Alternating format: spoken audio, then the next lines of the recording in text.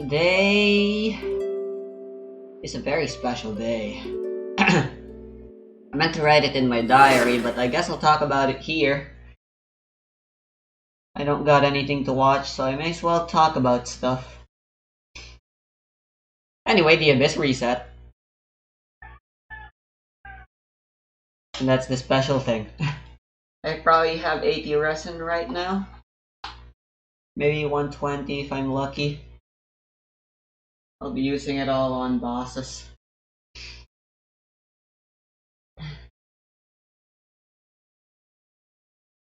On account of the battle pass potentially starting this week, I should be a bit more careful with how I manage. Oh, right, it's also Monday. It's a new week. Oh my god. I'm gonna be playing 8 hours of Genshin today, aren't I? What the heck is that? Oh.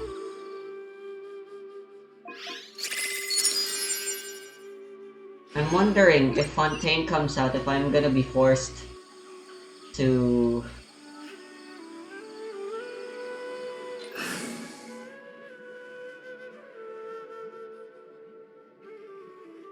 This is a really horrible team. I'll be forced to put Genshin outside of my hard drive on account of it having way too much space now, much like Honkai.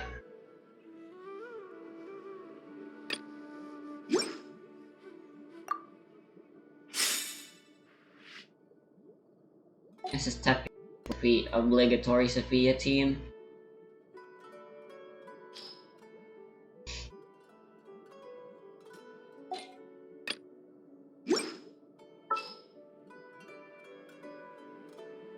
Hold on, let me manage my teams real quick. More companions! Hooray! So I finished watching... You know, Viridescent Veneer is still probably good for Faruzan, but she is meant for mono and Nemo comps like DPS DPS Hazo or Wanderer. And I already have one, and I already have Noblesse on her, and like, freaking artifacts grind your soul. There you are, Let the Jean. wind God, why lead. were you so hard to find?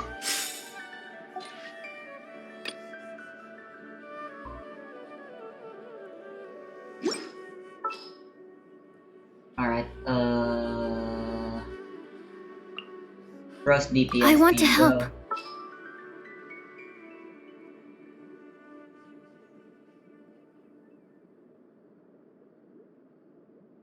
I want to try Sacross DPS again. What's wrong? I Are don't you like in danger? swirling Hydro.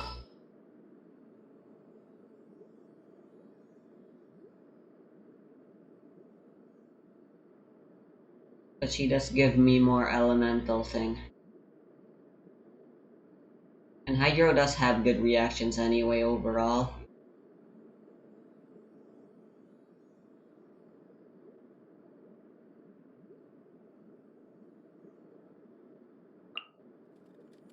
What are my orders? Yeah, got you. And then as for the healer, What they do this time? Superconduct isn't good.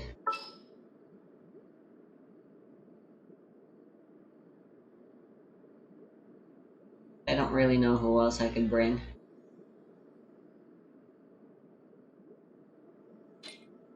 Lisa's a special case. And then as for Fun Team 3,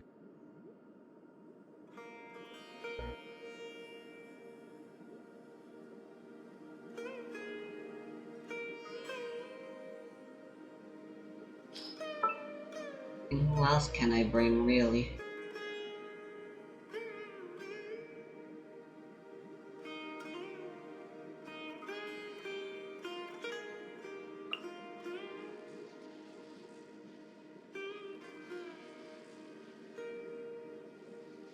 It feels like it's been a while since I actually used Ball for just traveling the world around. The campaign begins. I use Ganyu a lot anyway, so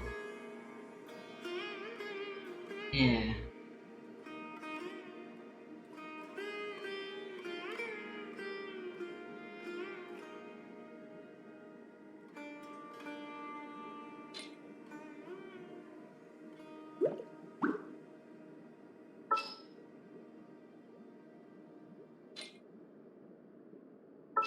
Healers aren't necessary anyway. Bows first and foremost. Who are my options?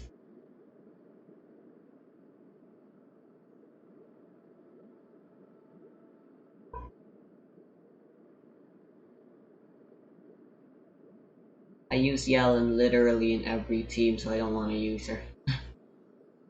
I want variety.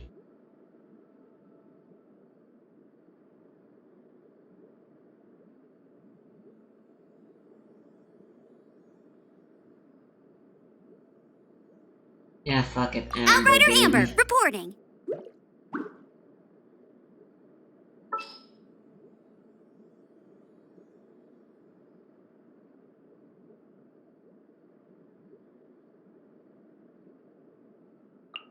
I'll take care of it. I want Chi-Chi as a healer. It's been a while since I've I will had her out for bring my anything. notebook.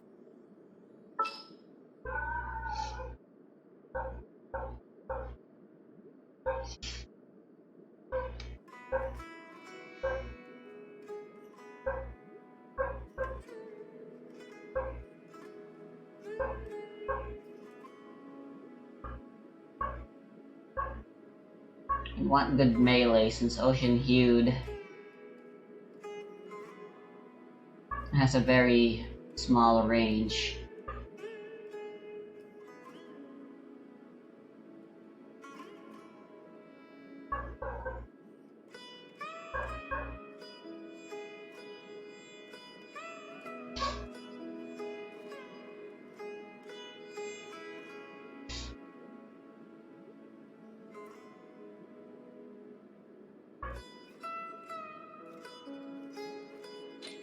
And I guess I can go for physical. Sooner we're done, the better.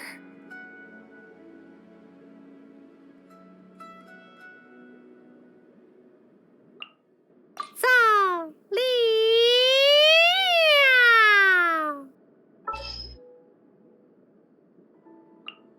all right, let's go.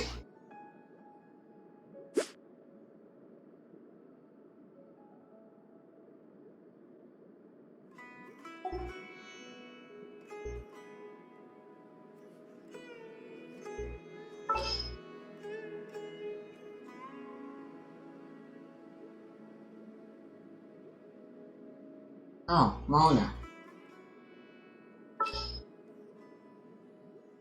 I can try a freeze comp instead, maybe.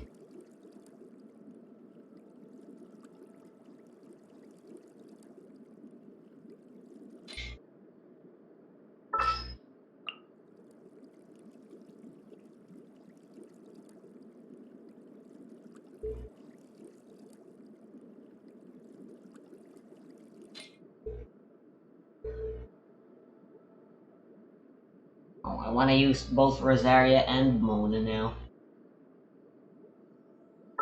But I can't choose. Whatever. Oh, I don't have bow.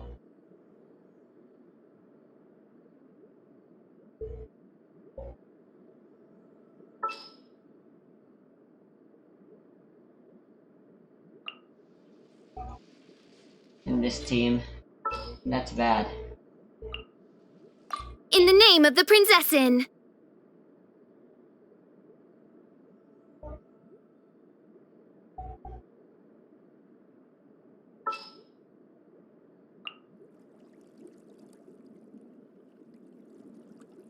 This is how it must be.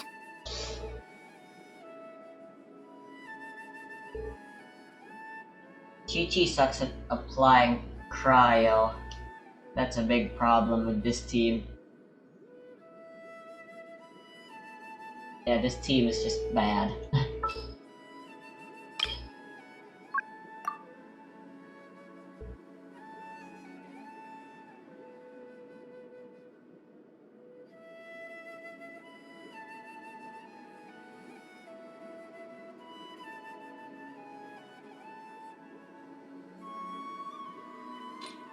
I want to replace Yunjin with someone that can do a lot of damage.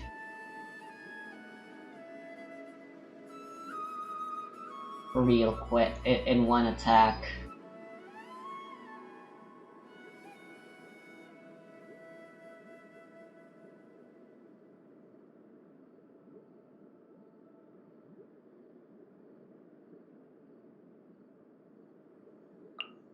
And can benefit Good from eye. Chi-Chi. So I guess you're the choice. And then I still want Bo.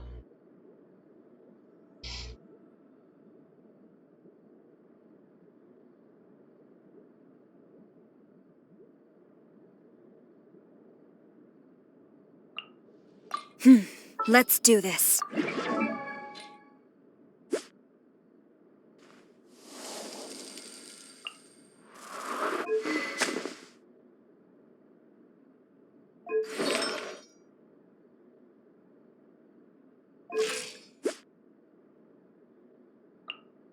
I don't really want attack. I just want something that has high base attack and energy recharge.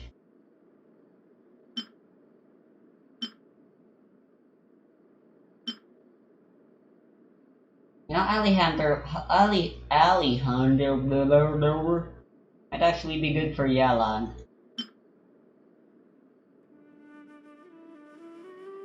It's a loss of 27.9 energy. How much could that be?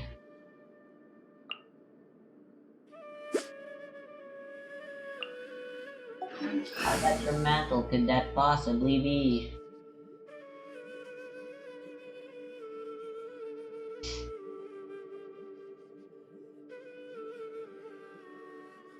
Sarah's hard to use though.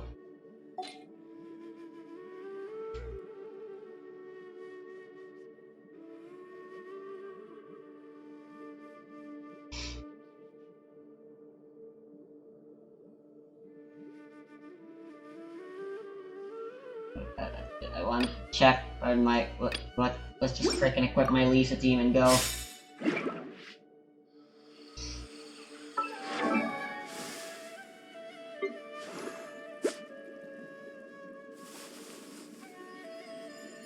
Well, actually, who am I kidding? I just remembered Yellen can't benefit from attack. At all.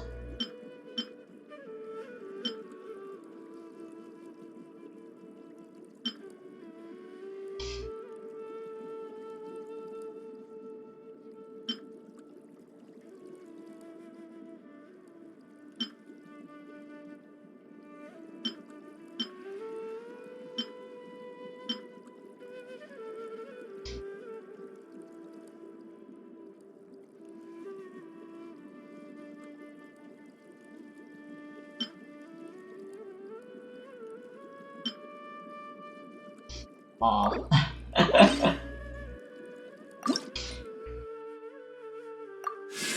Let's get this to 70 as well.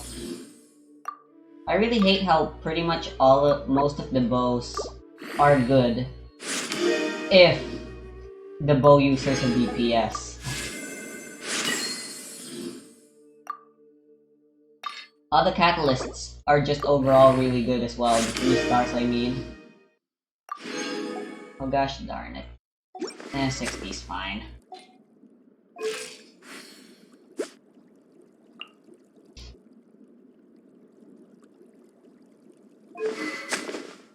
The effect is really the only thing that matters.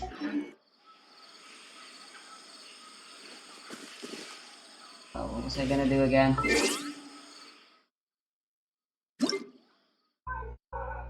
What were the things I want to talk about? I spent so long fucking managing my party, god. It's Yunjin and Shenyan, what the frick? Well, I guess I can try getting C6 Yunjin, but I don't want to risk getting no hate on.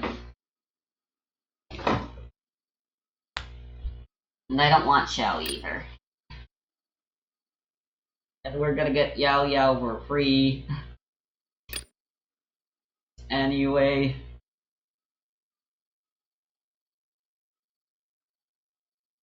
I already have this spear. And all these weapons are worthless.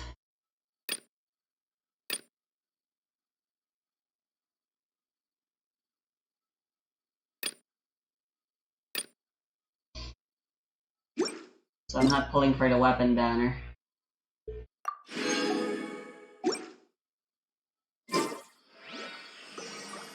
Maybe if I really want Yunjin C6.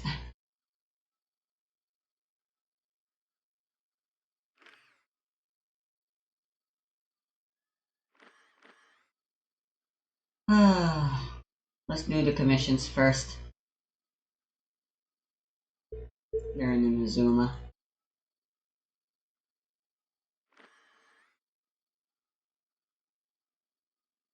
Dang it, I need an ammo.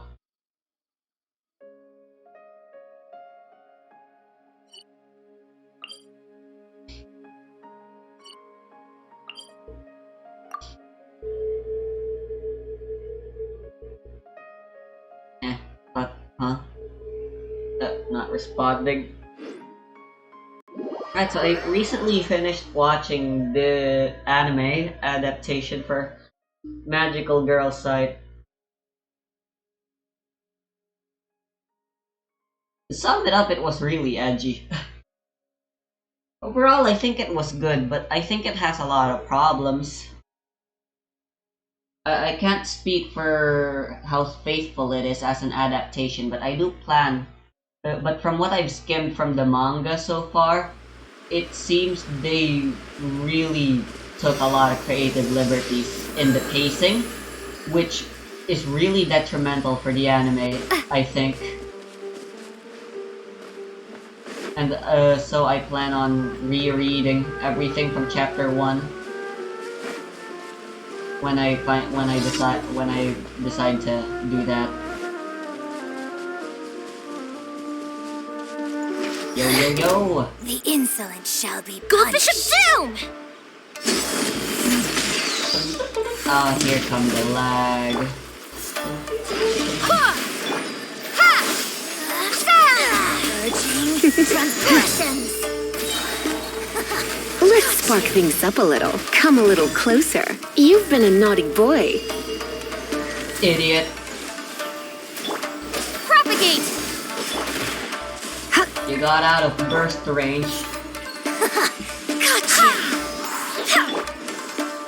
Fire hazard! Lighter, please!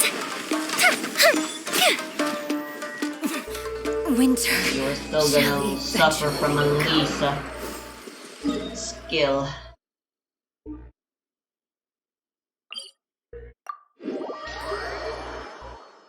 Alright, I just remembered this team has Jean, so I'm actually fine.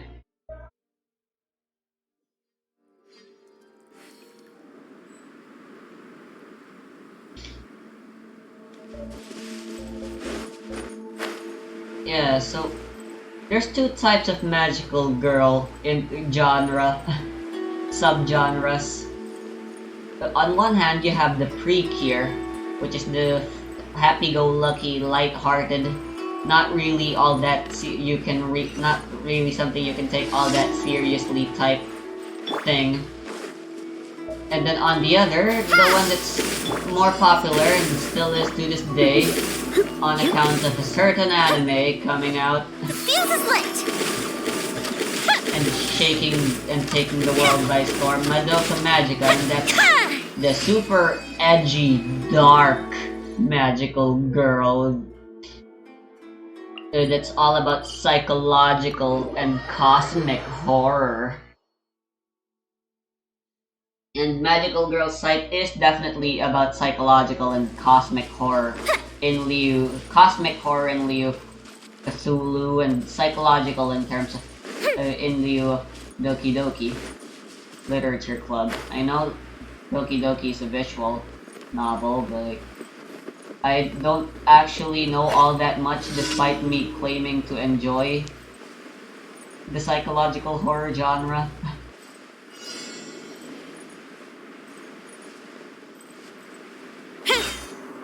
Anyway, I don't actually think cosmic and psychological. I mean, yeah, cosmic does feature a lot of people going insane from knowing too much and stuff. But I think the psychological aspect of horror is diminished when there are otherworldly beings at play. I think psychological works best when the setting is a lot more grounded and the writers, you know, actually deal with the setting, with the genre and the characters in the story with the respect and research that is deserved with something as nuanced as psychology and the human mind.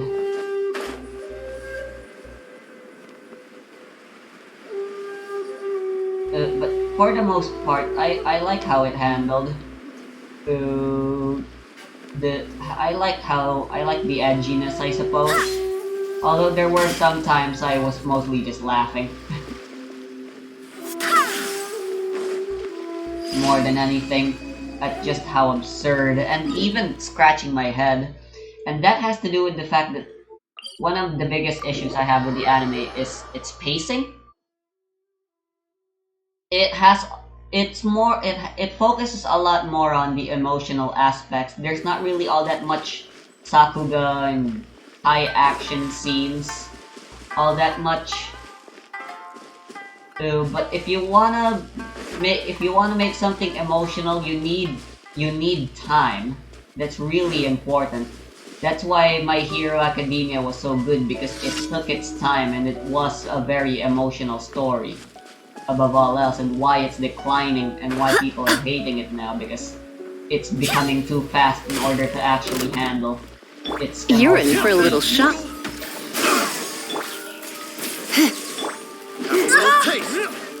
Really? Barbados, guide us. Fire hazard!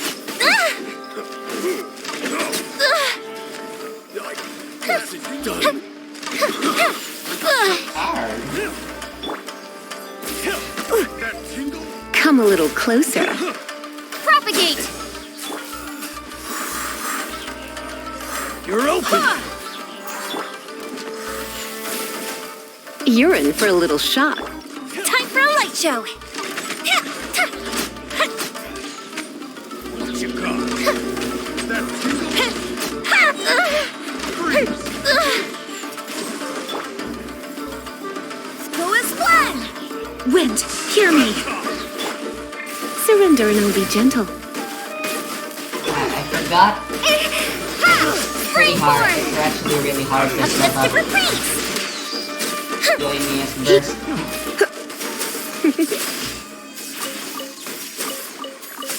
So Lisa is more of a sub DPS here. Until my burst is ready, all Lisa can really do is apply electro to people. And it will take a while for that to happen.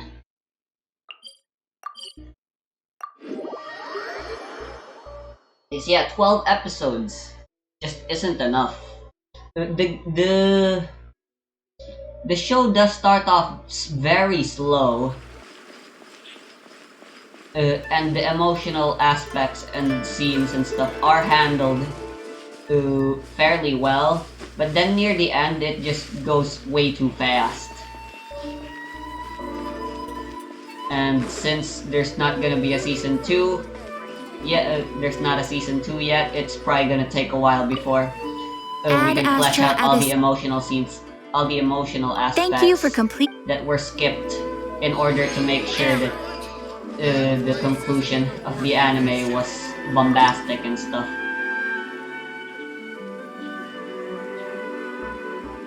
For the sake of being bombastic. You can't can't end off a show in a boring way. Gotta be exciting. Sadly, that mindset kinda backfires for Magical Girl site in particular. Oh wow.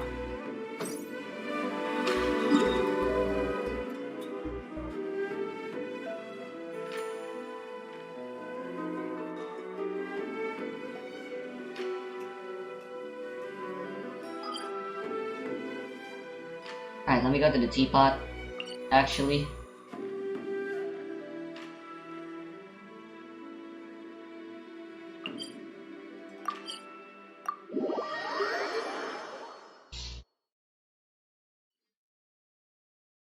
Cause yeah, like there was this one episode,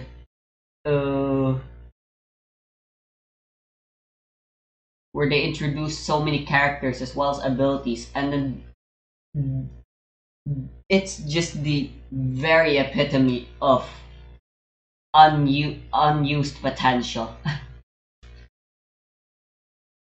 Not to mention, I guess this is my fault for expecting something and being disappointed by it, but I was really hoping there were more scenes and stuff.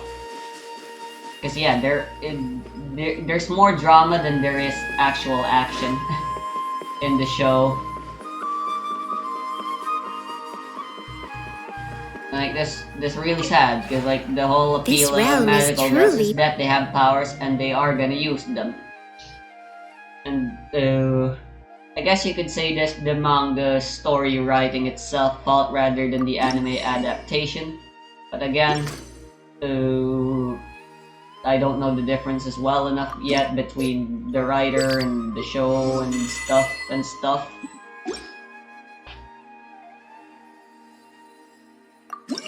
But yeah. Fast and slow at the same time somehow. That's how the show was. And yeah, so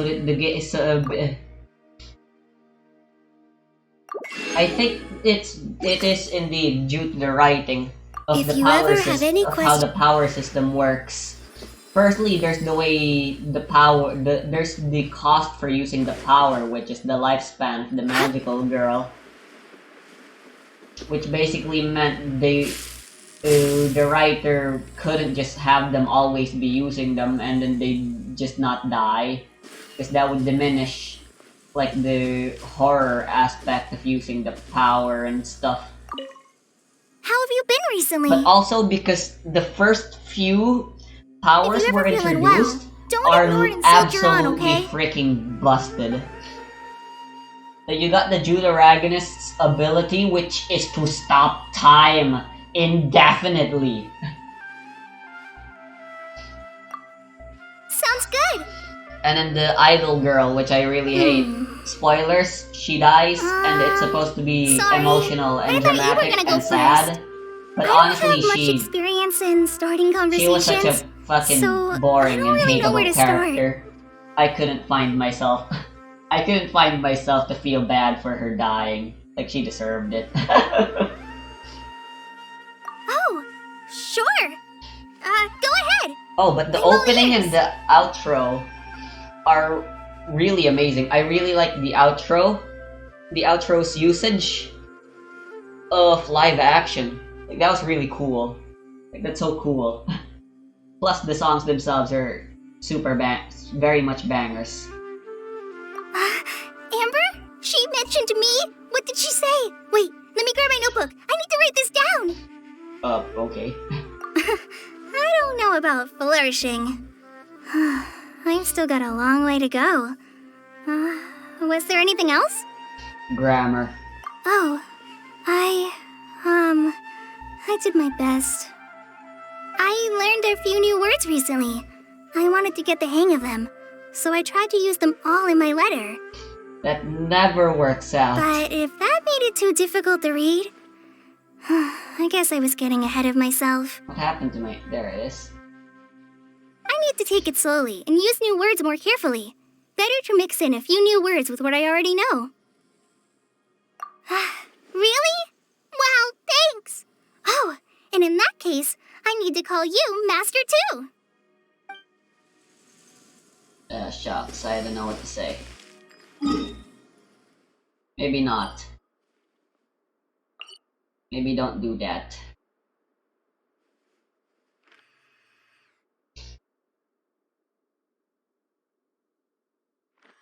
Let's go to Liu and do a request there. I want to do my shit in an Azuma this time around.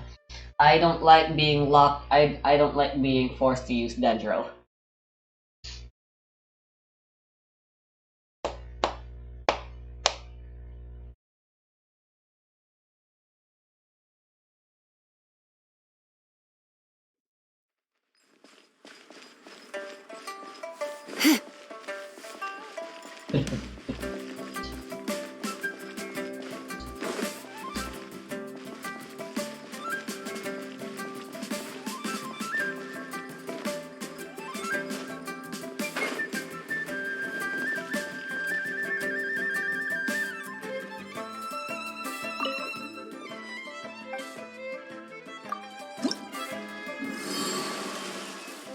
And yeah, that girl basically had to be killed off. The idol girl, because her ability to control people's minds basically was an instant win, and there's really no way to write an interesting conflict against an ability like that. Same goes for the freaking time stop thing. In fact, the way where fucking Nana just fucking shot the goddamn phone. Like, God, that was just so stupid. Ah, really? Master Zhang. Okay, I'll do these two, but like I won't do the others. As I gaze out upon the sea, flows wells up inside of me.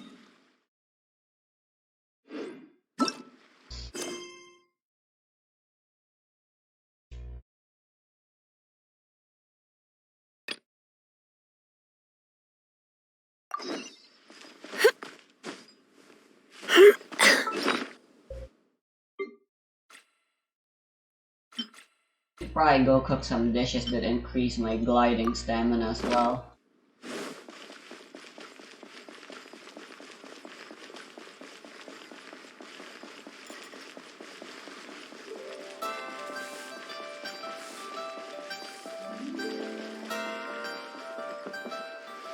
And yeah, they basically they lost. The main characters actually lost their stuff.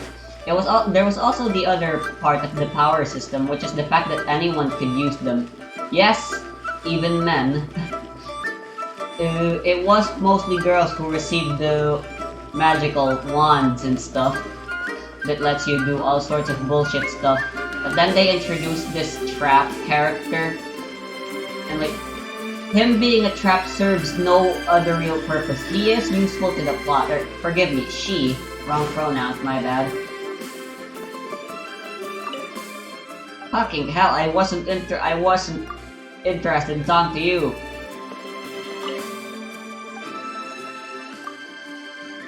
But yeah, her primary purpose was to show to us that yes, the wands weren't limited to only women being able to use their powers. Even men could use them, and that was a build-up to the clash between the brother and the entire magical girl gang.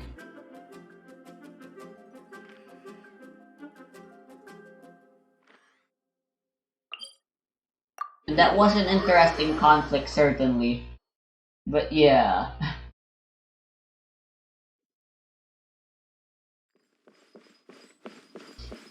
Because yeah, her being a trap is mostly just a background thing.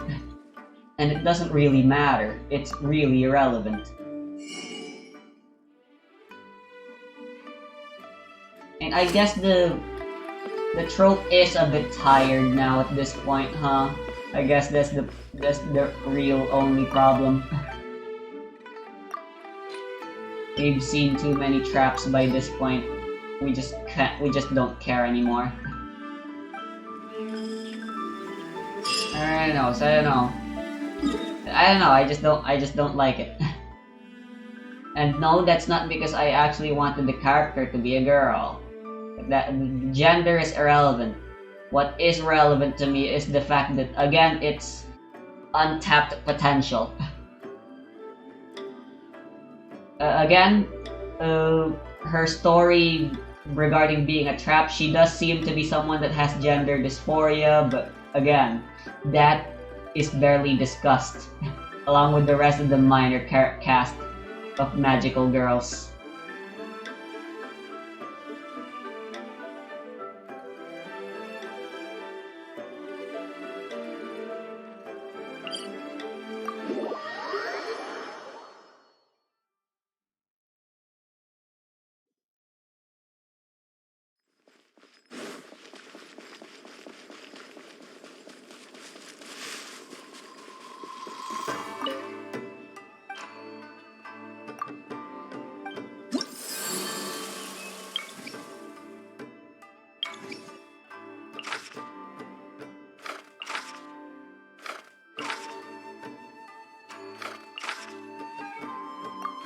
Alright, I'll do that one.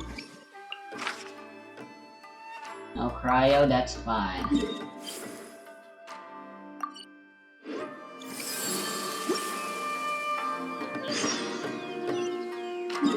Alright, 15 mint, I can do that. Oh god damn it, he's all the way over there.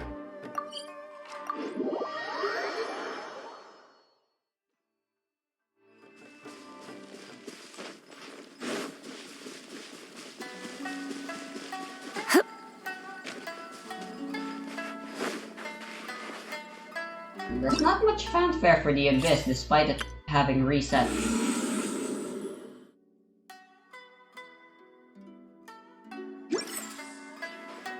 Normally, we'd at least get like an alert telling us. It's my lucky day! First, spread Pyro. Fuse is lit! Let's first spread Dendro. And then do some burning with Yoimiya.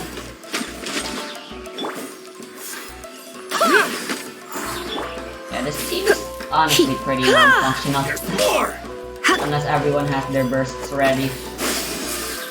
Time for a light show! That didn't count!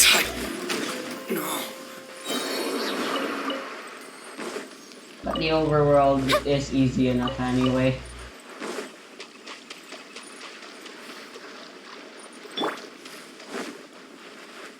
It hardly matters.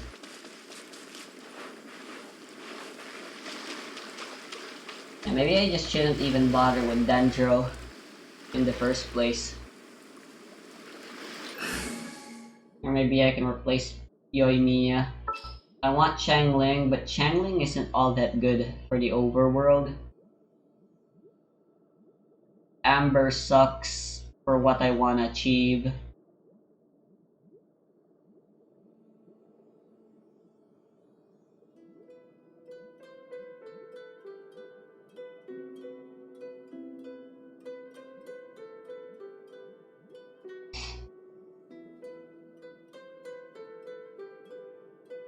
Who can support? Who can Lisa and Yoimiya work with, even without the burst?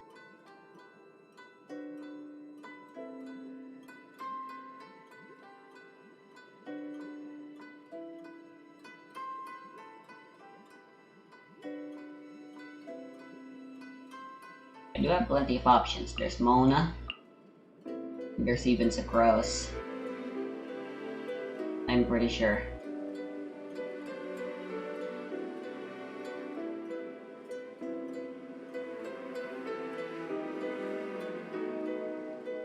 But this team's already set up.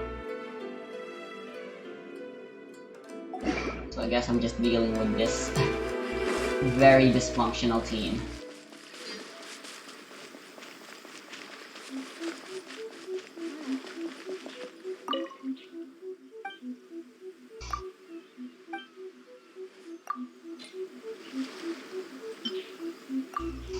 Alright, I'm actually gonna do that bounty using this team.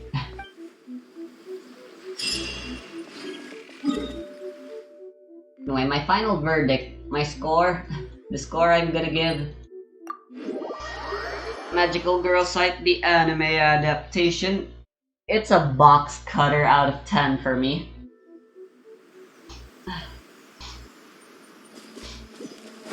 Like a box cutter, it's edgy, you know, sharp. But there are sharper, edgier things. Like, you know, an actual knife. Huh? And that Let's sums up spark things up a little. Go Bishop down! perfectly what Barbados, I think. guide us. Go as one! Ah! Ha! You're in for a little shock. Fire hazard!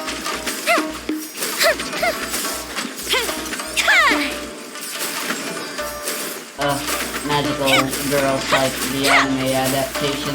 Oh my god, it lasts such Come a little long time. closer.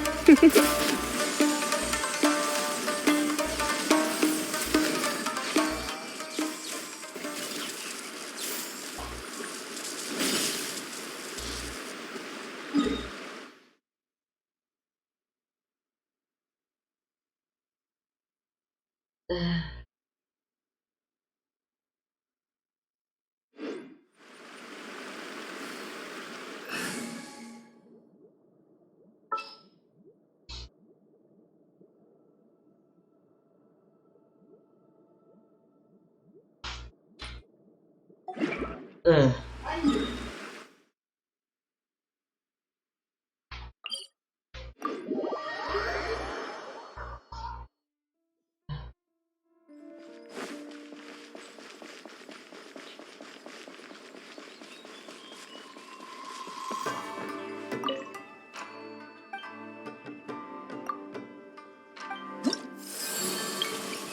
Anyway, the other thing I wanted to talk about, I was suddenly thinking again. I know there's no more DLC, but it's still fun to think about. No pyro.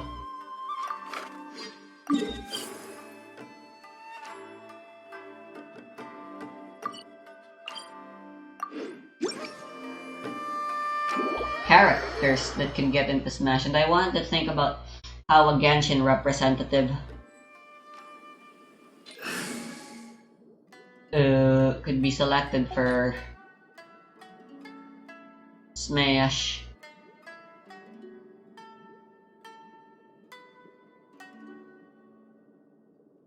Yeah, it seems like a fun idea to explore.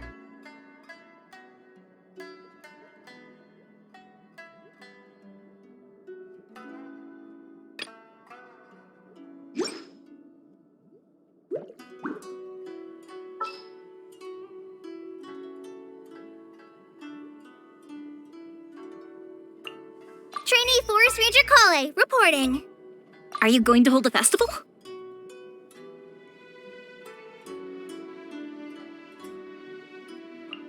Ooh, you're taking me out?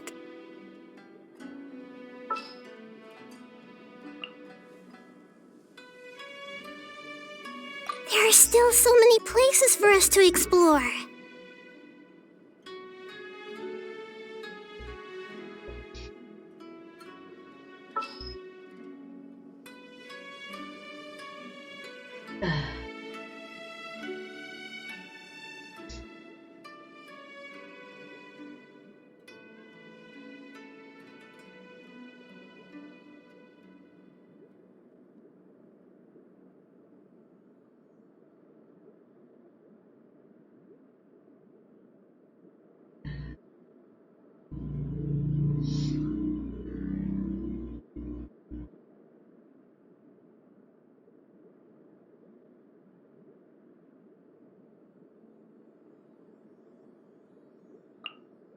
We can help.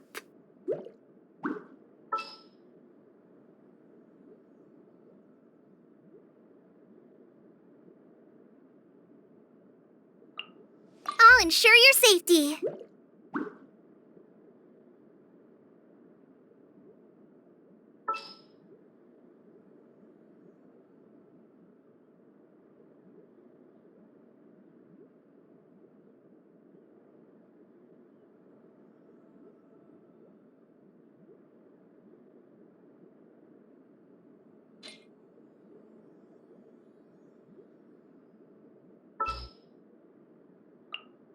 We may leave at any time. Yeah, this could be a better team for my burning Lisa team.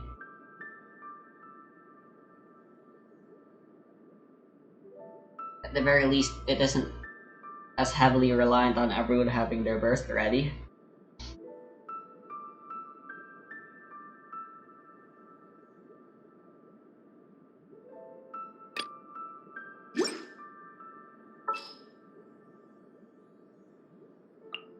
It is as the stars foretold. What's happening?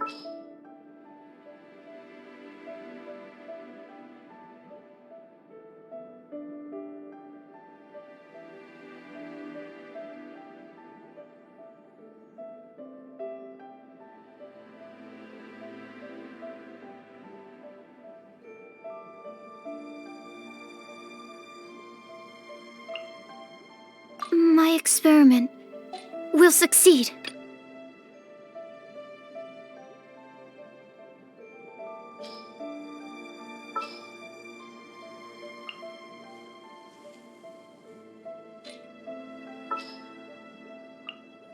Time to begin work?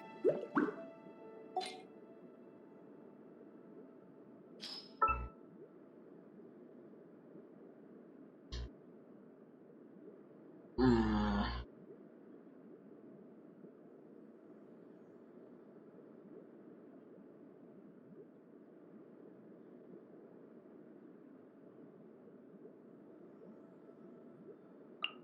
I promise to keep you safe.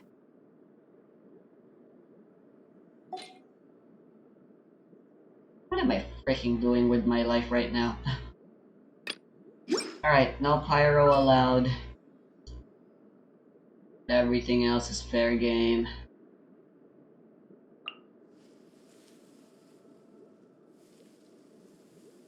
Just what will we come across this time? Something's come up? So let's just go for a bloom slash hyper bloom. It's time to pull the trigger. Team baby.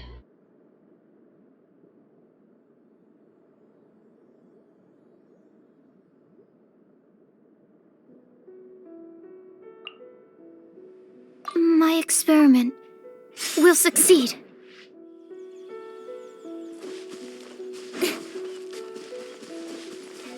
Oh, who's the enemy?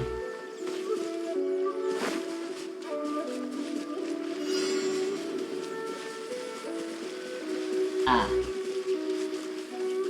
Alright, this is still good.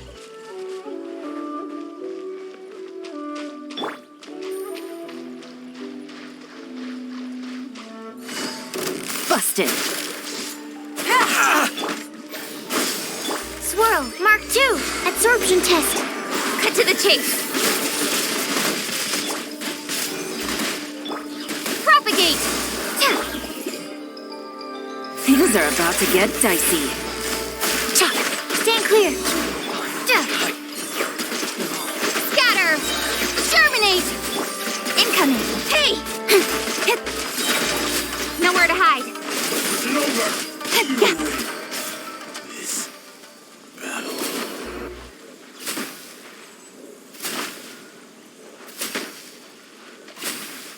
How long does this thing last? 12 seconds? It feels way longer. Could it be from constellations? Yeah, it's 15 seconds. Damn. It's way too good.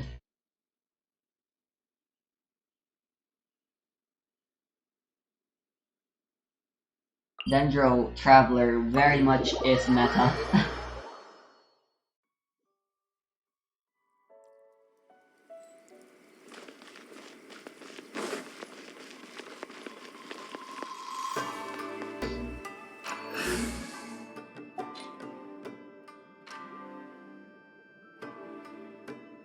Yeah, fuck it, I still want to find a way to make a team like this work. Oh, is it time for me to join you? Alright, Utao. Then an Anemo would be the best choice here.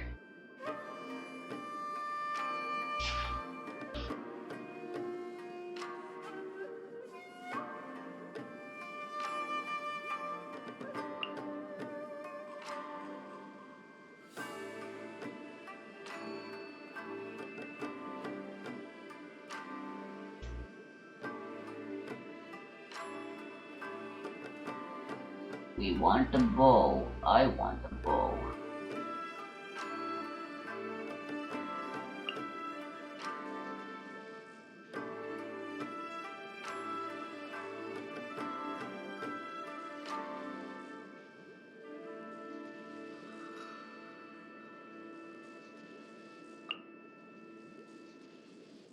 With you all the way.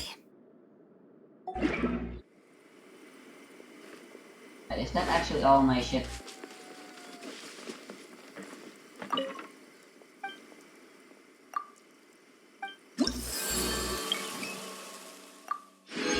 Oh, there's still one more. Yeah, even with the stupid ass 3-star ship, my Yalan very much still is. Alright, no Electro this time and Nemo resistance.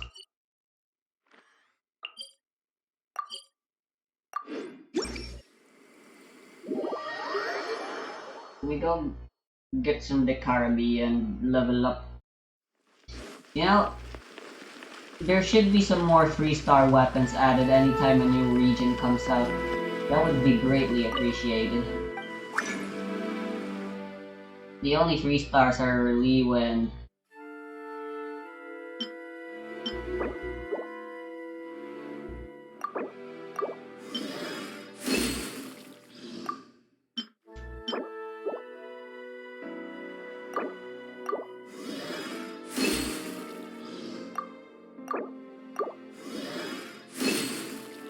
nice.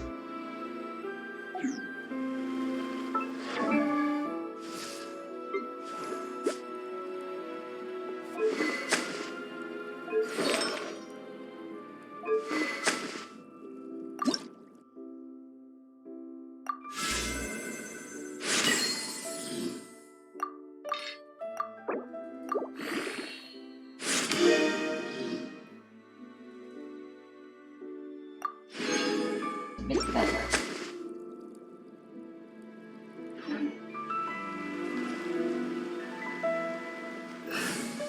Right, what was it again? Oh right, I should also reconsider my Dendrosophia team. What does the game recommend? What does game, the freaking website I go to recommend is the best team for Dendro Traveler? I'll go with that.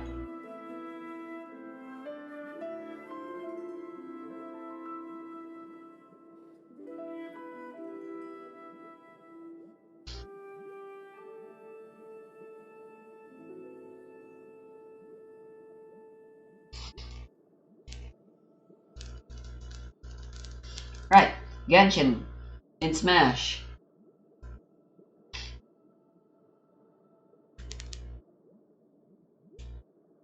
How would I do it?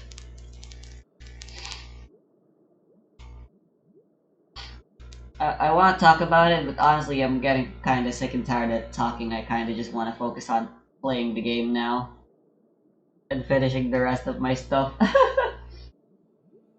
Alright, Dendro Traveler. Look at her. S tier. Jeez. Her slash him, whatever.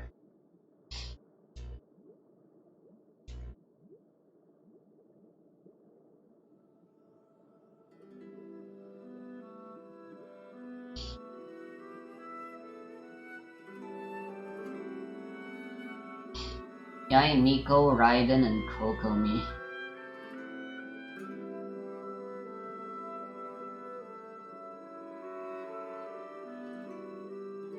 I don't know, I think Bloom would be better.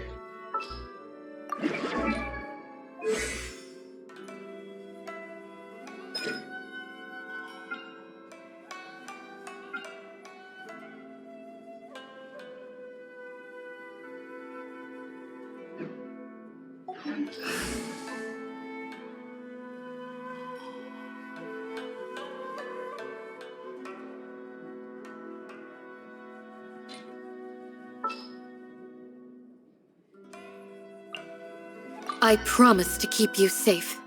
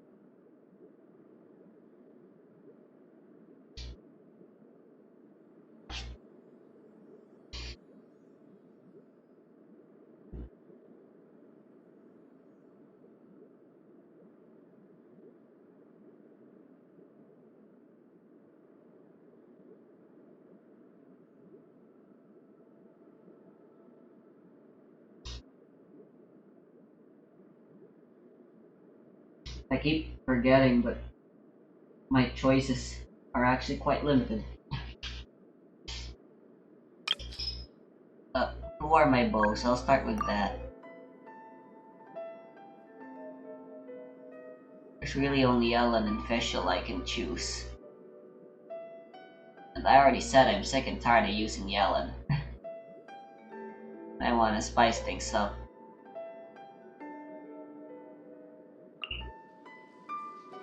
In the name of the Prinzessin!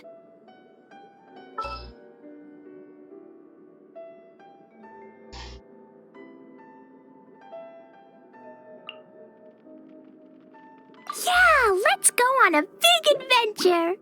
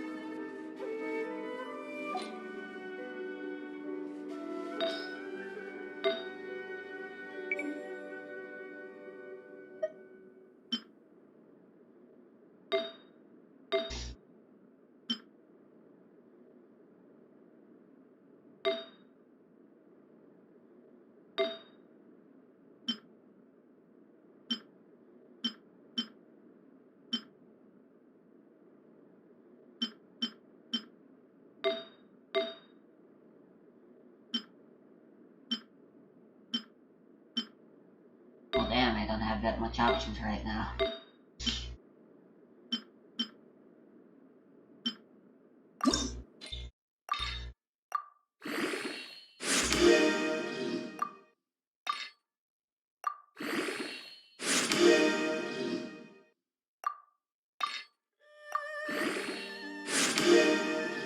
Alright, this is good.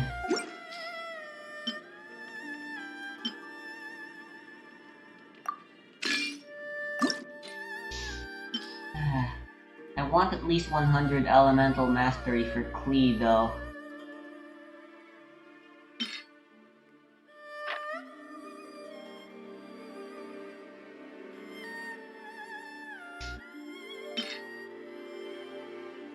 So this really sucks.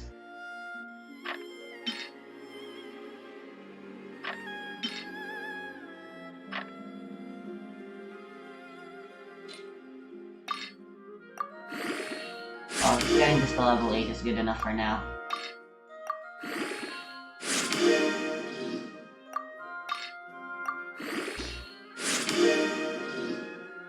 It's not like her getting more HP would make her better. She's frail enough. And her getting less frailer, she'll still be frail in the end.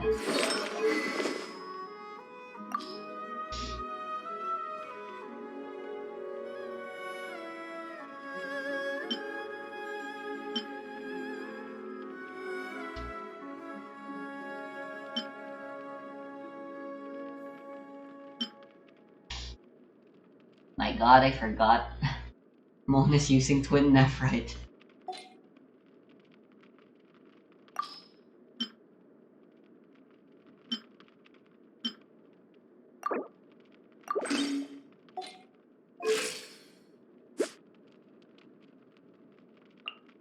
Alright, that's still actually 100. Yes, this is good. Visual is a physical right now, but she still does really good. Her electro damage is still pretty good.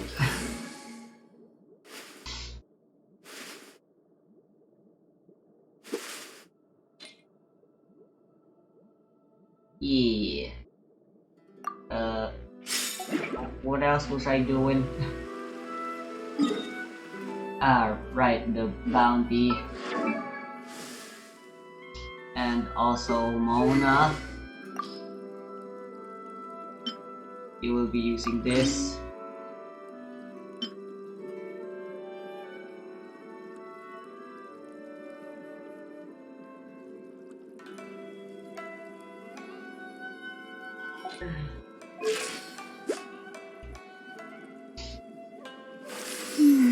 Damn, that's really sad.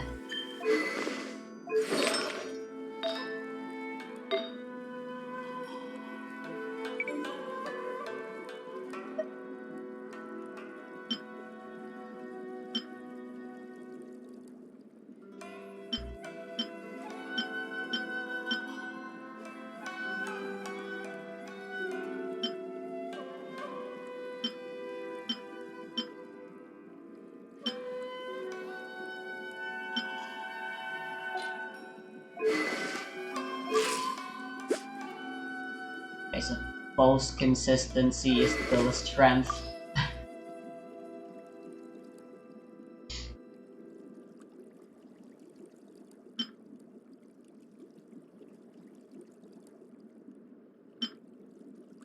Although, if I get enough Widsith, I could just go have two max refinement Widsiths. Stonks.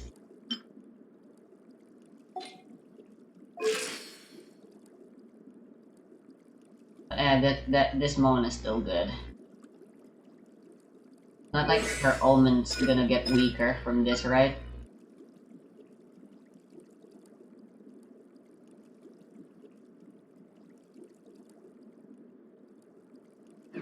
Yeah, she'll be weaker overall, but just more spamming, still good. Cope. Why do I have fucking... Why does everyone benefit from Widsith?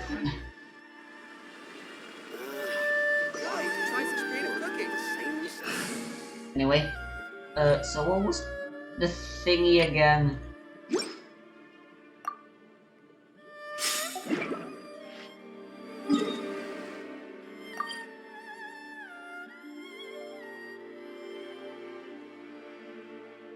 No Electro. But an ammo is good. I think this time it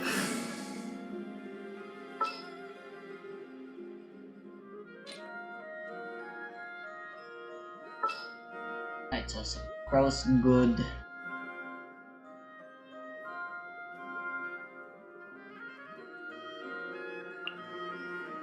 Good eye.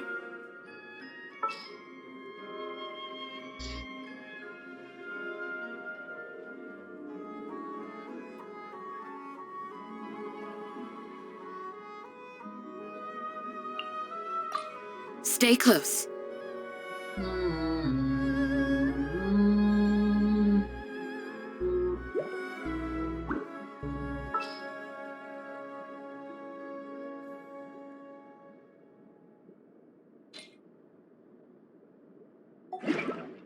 Yeah, this will do.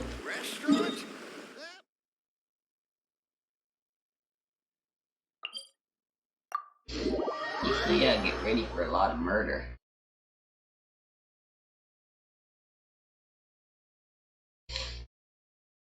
God, what is up with this Velma show? So apparently there's a show for Velma now. You know, Velma from Scooby-Doo. And it's all over my YouTube feed about how bad it apparently is. And even if I knew about it, I still won't watch it. Hey, No, everybody, that's not me Spray being here, and you're racist. now rainbow colored for some reason. Welcome to another D&D Printex video. Cause yeah, they made Velma really Before tan. jumping into the video, I want to quickly kind of ask you if you want to take a moment to smash the like video and also subscribe if you haven't already. Only takes a second, helps out, and you know, I appreciate it. So thank you for that. And yeah, with that being said, I hope you enjoyed the video. Accidental Soul Consumption. A story from one of the earlier sessions. Lucky day. Let me try. Mimi, Halfling Bard. DM, no Artificer, Halfling Wizard, Drow Rogue. Hear my prayer! More. See no more. You! Traversing the sewers of the King's Castle after some Absorption test. Animo test 6308. Animal hypostasis. carrying several Gang's up. Con's over. A mini boss fight. Higher, hands on fire. That was able to control massive numbers of rats and proceed. Go. We also had to walk through paper tunnels. Quietly was now. able to walk on top of it for some reason. We end up knocking him out after a few rounds of padding sword swinging, and it was an overall fun mini-boss, props to our DM. Our rogue flings him over his shoulder to interrogate later. I pick up a rat from the cages that the man dropped and name him Archibald. We all move on. We proceeded to walk through the sewers as we looked for a way back up to the surface. We eventually get to a massive gate with some faint lights shining behind it, along with a regular door about 20 feet away from it. I decide to see if I can make a hole in the gate while the rest of the group looks in the other room. Yes, I know splitting the party is stupid now. I was new. The other four enter the room to see a second rat lad sleeping on a bunk bed. And as if on cue, the original rat lad wakes up on the rogue's shoulder and starts screaming bloody murder. The rogue, startled by the stern of events, proceeds to slam the weakened mini-boss into the stone wall, killing him instantly. Alright, so I still dealt 45,000 even though I'm not using a quote-unquote optimal bow one. Yellen. Honestly, this is actually such a good bow for Yellen. What the fuck? Would be directly under the newly made corpse that just fell to the ground. Like, I'm so upset at how effective this is right now. That Ratnat number 2 only sees the corpse of his friend. Runs directly to the corpse, kneels down, and Anyway, no, I meant to open the map. Right, time to weekly boss. If you'd like to do anything while this is happening. We were expecting him to use this as an opportunity for a sneak attack, or to simply try and stay as still as possible while the situation goes down. Instead, he asks if he can stealthily drink the rat blood intended for the corpse. DM has to stop and think for a second. Says that he can try. Wizard rolls high. Wizard is now stealthily drinking rat blood. Suddenly, the wizard starts hearing loud screaming from inside his head. Rat lad number 2 finally notices what's happening, and all hell starts to break loose. My character finally hears what's going on after a successful perception check, and I start running into the room. I roll persuasion to see if we can negotiate with this guy, since there has yet to be any actual fighting. Roll high because I'm a bard, and expertise is busted. Surprisingly, the rat lad starts to stand down. Everyone starts to put away their weapons and try to figure out what just happened. It turns out that our wizard consumed the components necessary to revive Ratlad number 1, and this resulted in him also consuming the guy's soul, consciousness and all. Ratlad number 2 informs us that the two of them were employed by the king to skulk in the sewers to keep intruders away. He also informs us that his name is Jerry. Jerry, now devoid of his best friend, says to come with us on the rest of the adventure in the sewers. Before we leave the room and end the session, the DM informs the wizard that he now has a voice in his head, and immunity to poison. Neat. Worth it. I mean, yeah, no, I'm pretty sure the guy didn't want to live anymore. Didn't need the soul any longer, yeah. Monks are still the best wizards. And this was another story that I read with monks being the best wizards a while ago, I think. Oh yeah, it was with a guy that introduced his character without saying, his class, and he was actually a monk that pretended to be a wizard pretty much. Next campaign with the same crew, plus this one is already more. plenty New addition efficient, is GF, Party's Barbarian, which decides to go wizard. I don't know, I just can't help but Mimi, feel like it still could be playing more. monk, pretending to be a wise old wizard, being Uncle Iroh from Avatar. Had a new traveling kettle custom made since last campaign. This one's a nice shiny mithril kettle. Bought a wand of long arm and a ring of dispelling ki blasts. Spend 1 or 3 ki and cast dispel magic or greater dispel magic. Now level 13 with a few new grappling. I really as want well. a shield. Campaign has us taking down a rebel faction for a king that we've worked with before. Keep things mostly calm. No need to bust out my new quote-unquote spells. Just cast Iron quote-unquote and Scorching Ray on baddies, with the occasional ki leech to refuel my quote-unquote spell slots. This is currently Soon, still find just a ourselves dealing with Scaramouche one of the team. rebel lieutenants, a rather I strong don't fight fighter. ball anymore Pass a with few this team. stealth checks to sneak around and get behind him. Wizard is going to use an empowered maximized lightning. Grapple the lieutenant, putting him in a full Nelson. Pop Diamond Soul as a swift action for the spell resistance. Force the lieutenant to fail his save against the lightning bolt, since he can't move or make the reflex save. Take the lightning bolt going through me like a boss, thanks to my spell resistance. Search the camp to find out the location of their secret hideout. Find partially burnt map leading to it. Manage to find it Okay, I before just the rebels realized head off to attack the I know capital. how I can make Leader this team decides stronger to now. hold the line to allow his men to carry out his plans. I decide to try and capture him. Fight begins. I cast Long Arm on the leader. DM is confused but allows it. Barbarian manages to sunder his sword. Wizard teleports me behind the leader. Let me Next out. turn, move in and grapple the leader. He tries to overpower me, but I manage to maintain it. I cast Fold Person. Fold Person? Asks the DM. No, Fold Person with his long arms. DM is silent for a moment. Okay, roll a grapple check to tie him up with a -2 penalty due to using his own body to tie him up. Those long arms might make it easier, but he'll still be actively resisting. Natural 20 grapple check. Proceed to turn him into a pretzel. I'll spend 3 ki points to cast Greater Dispel Magic to dispel the long arms. DM looks at me in horror, realizing what I'm doing. The rebel leader's arms shrink back down to normal length, tied Okay, I was into gonna replace causing damage. Yo, Teleport me, back I to was the gonna city replace with Bob, him as but our I just captain. realized I think Make our way to the walls, and the this rebel would be army better. is coming. Who's our target this Party time? keeps him alive with healing spells and potions. Barbarian holds up the rebel leader like a giant basketball. Yet, he lands on some of his men, killing them, but he still lives. His men go to check on their leader. They all try in vain to unpretzel him. Nobody manages to unfold him. He soon hits 0 hit points from the pain and later dies since he's still taking damage. Barbarian threatens to fold their next leader even tighter than that. The rebellion surrenders, and law and order is re-established. With our reward money, we open up a monk school.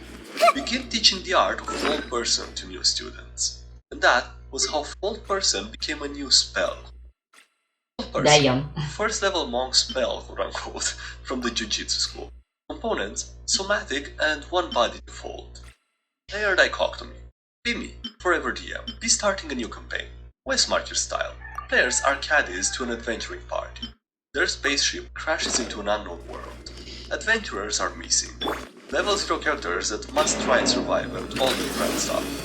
First section is coming up. Before me, worm! Section to introduce characters. First player does Shine down! Alistar Storm, Record Keeper, and admin assistant. Hey! Very low-key human, prefers games to people. Perish! Steps off the ship. Busted! Oh, I watched all this then. Posts as I Insignificant past! Bugs, universe found himself on the ship after a mishap with the tank. Assumed he was a war boss immediately due to him the adventurers Power! as a quick mascot.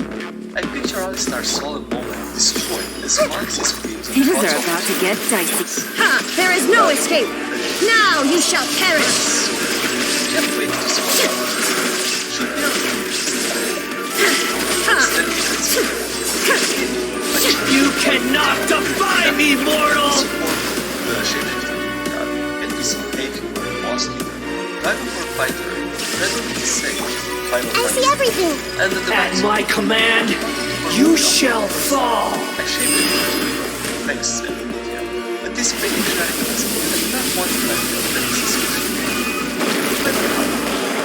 Quietly now.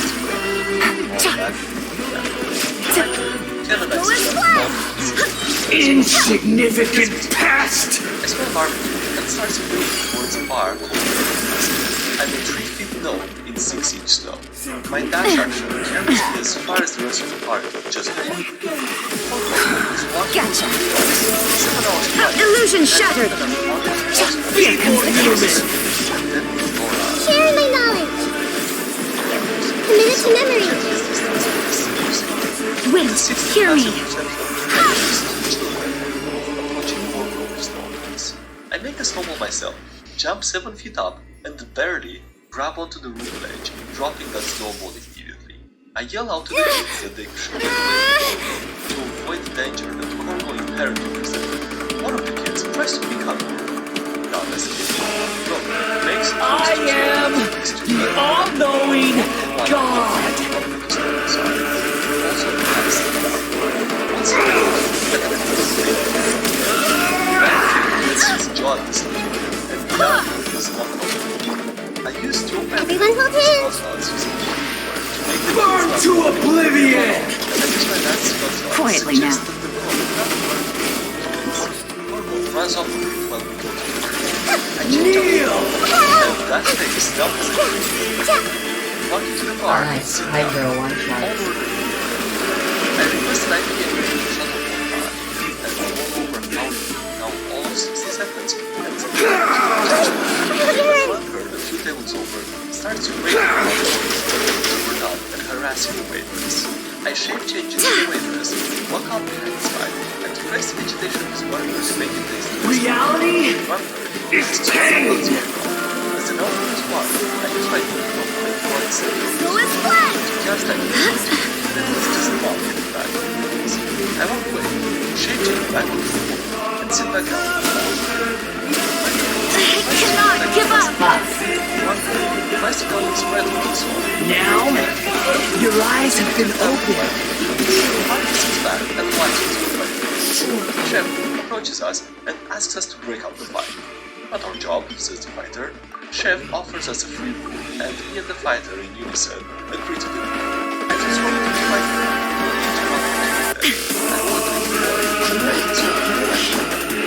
Good riddance, cruel world.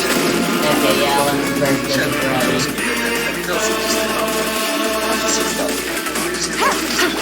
I see everything. There is no escape. Torn to oblivion. So this is bad.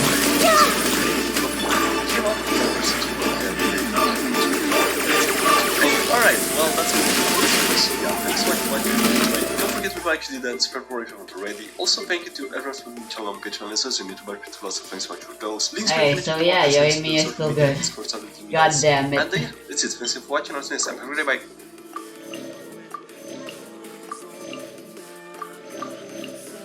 Alright, nothing to do about it anymore, just go.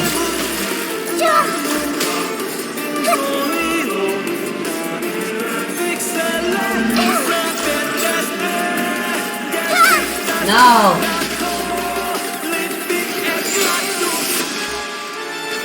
Your new god awakens!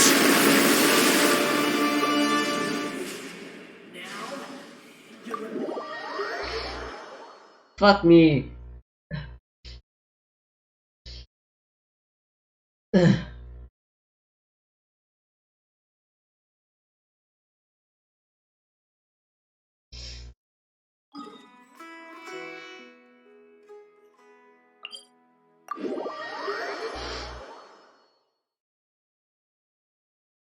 Why does Yoimi suck?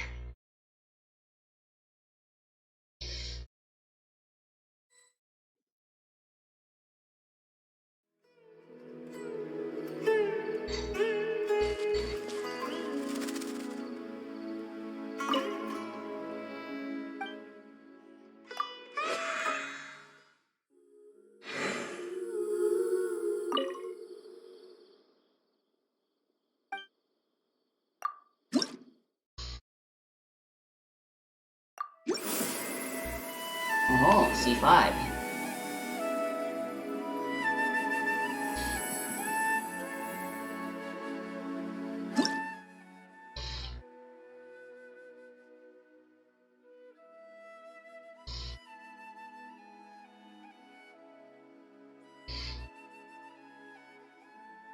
Potatoes, a wise representation spans not just the top level, but also mid to high level play. If there are two things Roy is well known for, it's that he's a swordy and he hits like a truck. But that can be used to describe other characters too, so why is he any different? What could very well be the most prominent reason why Roy is so popular Are there any in this other game is the extent of electro-shielders? his offensive pressure, enough to be considered one of the best in overall capacity and capability.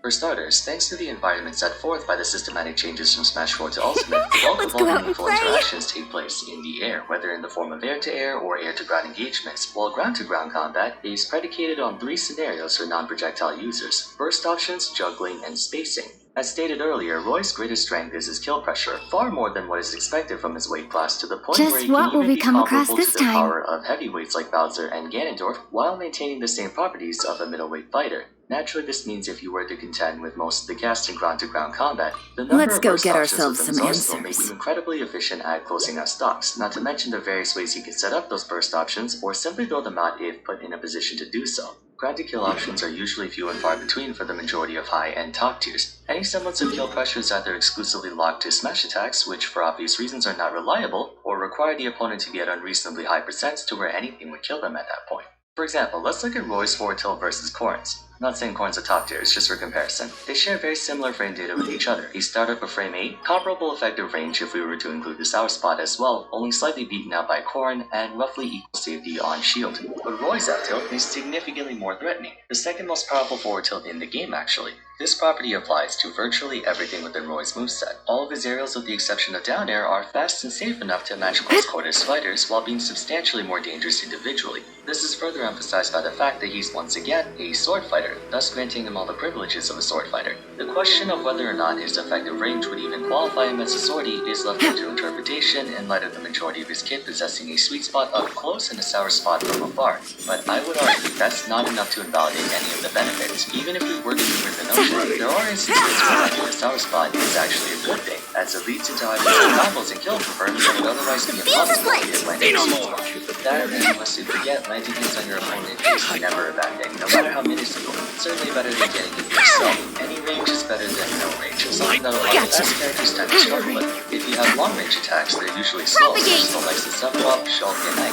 If you have really fast attacks, they're usually stubby, displayed by Sheik, Pikachu, and Mario. Additionally, fast characters have more kill power overall, giving them less access to readily available kill options that aren't risky to use. Roy possesses an amazing combination of speed, mobility, power, and range that the only thing keeping him remotely fair is that he has a sour spot. In the early days of Ultimate, Chrom was hotly debated as the #1 character for essentially being Roy with no sour spot. Of course, his recovery, or rather lack thereof, became too exploitable of a weakness. If Chrom instead had Roy's Blazer instead of Soaring Slash, then it wouldn't be too big of a stretch to say Chrom would have been the definitive best character in the game, even with the advent of Fighters Pass 2. But back to the main topic. If we go by attack metrics alone, Roy is the most overtuned sword fighter among the roster. He has the same kill power as Ike and Sephiroth with the speed of Lucina and Mithra and the ground and air mobility of Cloud. That's not to say he has no flaws, but in terms of strengths, Roy is probably the best overall sword fighter in the game. I'd go so far as to say he would even eclipse Mithra if the latter wasn't able to switch to Pyra. Continuing on with that, something that lends credence to Roy's overall power is that everything in his moveset has a purpose. If it doesn't outright kill, it puts his target into a situation where the next attack most certainly will. Pragmatically, he has no bad moves. His jab, especially in tandem with his own aerials, is considered to be one of the best jabs of all time, adds at least to pretty much every other move in his kit at varying percentages, with the most infamous one being jab into reverse back air, a simple two-part combo that can kill as early as 80% near the ledge. Forward tilt and up tilt are both fast burst options with smash attack levels of kill power. Initially, down tilt may seem innocuous, but it's remarkably safe on shield even when sour spotted, and can set up tech chases, which Roy excels at thanks to how fast his movement and attacks are. You can Still no see shield. that throughout his aerials too. At low percents, are able to combo several times for easy percents, most notably neutral, forward, and up air, which can string into each other. At high percents, all 5 of them are viable kill options. Neutral air can kill, forward air can kill, back air, up air, down air. While sword fighters in general have good knockback scaling, Before me, it's rare to worm! see them kill this early. If that wasn't enough, his specials express his sheer power and speed as well. Spring forth! But it's too great potential and Quietly now. is in enough situation. Things are about to get dicey. I swear by my sword! Potential. With final hit of the neutral hit, you see overshadowing buttons with a cross-slash Insignificant past! Avoid the spam as much as you want. Since the multi-player attack is also fantastic for covering spot dodges or new rolls. Laser may not have the farthest distance coverage, but it's up to that a very strong attack on its own, doing well over 20% when grounded. A midnight startup and super armor upgrades 4 through 10, letting a punch through follow-up attacks is an added shield option. Also, like everything else, you can kill a hypersense. So if push comes to shove, you have an added shield kill option, which not many characters can say they have. Fire hazard! Is regarded by many to be overrated and really only used in casual or low-level play to tell punishing moves if your opponent pulls you out on it, but the counter is still a counter. You still use charge and recoveries, or You cannot defy me, mortal! Specifically, it may actually be more effective than many people give it credit for. My endless cycle begins! Shaky's original thin crust pizza. In recent times, competitors this. We're not looking at the glow.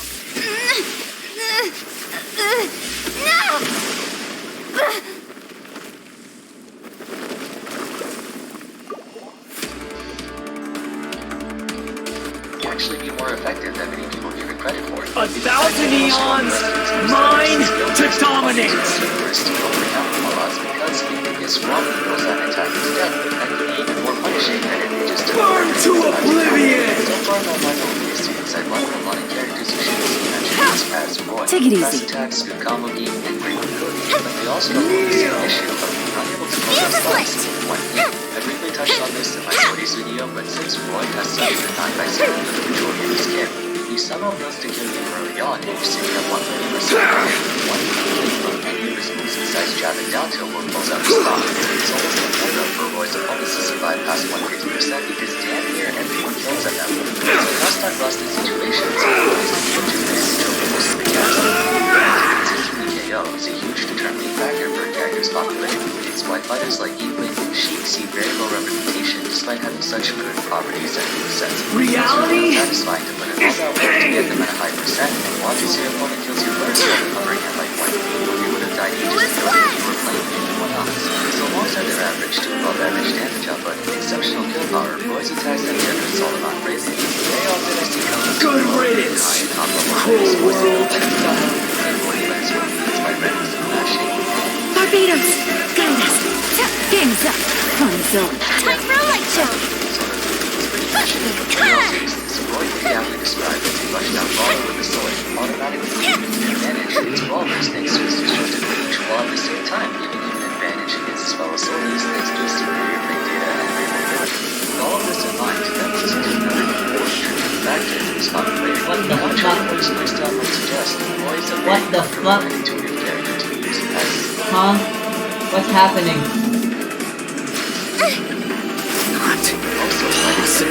There we go.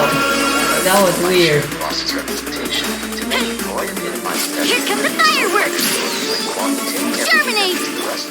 Things are about to get dicey. Quietly. I swear by my sword!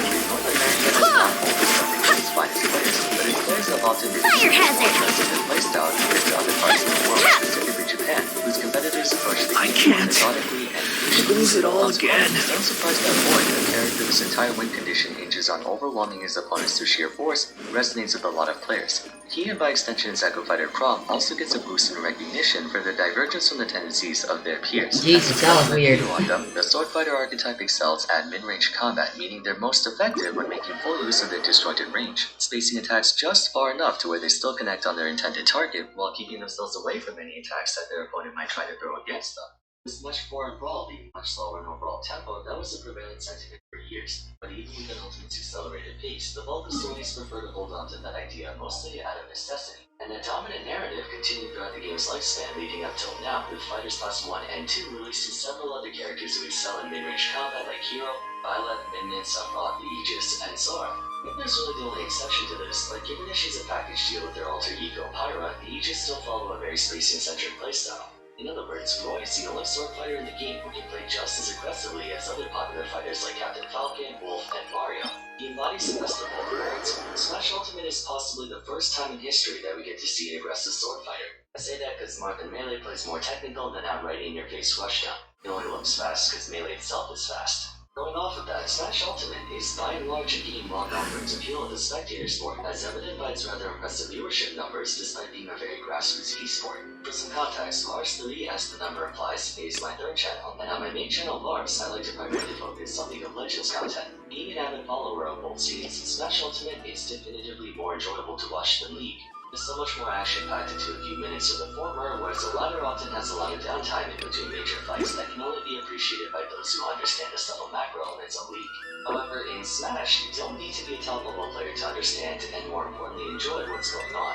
Why this matters for Roy is that he's objectively a very fun character to watch since he has to engage his opponent head-on whether he likes it or not. Therefore, as a viewer, it makes him look way more enticing to want to try out yourself compared to, for lack of a better example, Sonic, who plays very defensively. One of Ultimate's rising top players is Kola, a huge fan favorite for his explosive gameplay and dominating advantage state. It makes you want to pick up the character and play it yourself. So then you take that initial spark from seeing Roy gameplay, fan the plays it is easy to understand moves, simple one condition, and head over to moveset, and you get someone who's very intuitive. Don't tell me they did it again. Skill to play at a high level. He's not actually as great and easy as everyone says he is. He's a less kind of I've been waiting for you for ages. to a slow double jump and more distance coverage with Blazer, but he makes a very good first. Who's our target this time? Satisfying playing someone with that much speed and power and a constant in-your-face playstyle, uncharacteristic of other stories. All in all, I like to think of Roy in Smash Ultimate as what God was in Smash 4. Their straightforward character was a top tier by virtue of how generous they were when buffing his moveset during the transition, which is appreciated in light of Roy being an underwhelming character in Smash 4 and Melee, so it's nice to see him in a better spot for this game.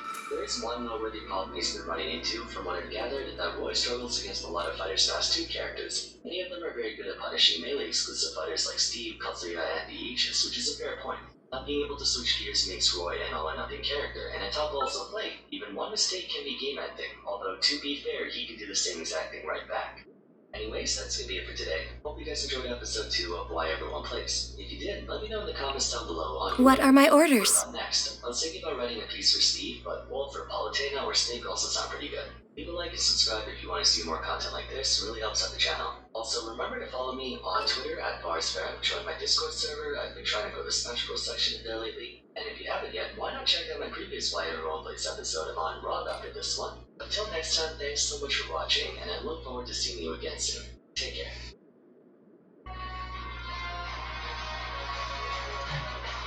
Yeah, let me focus on Cryo.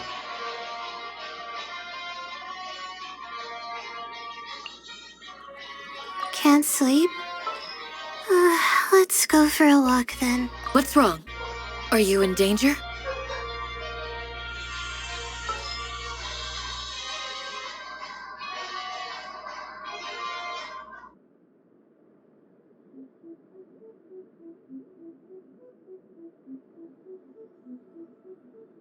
Where's Bennett?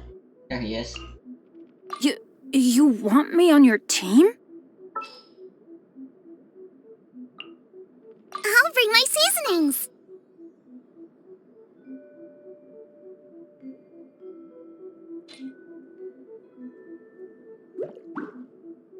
I'd bring Chi-Chi instead.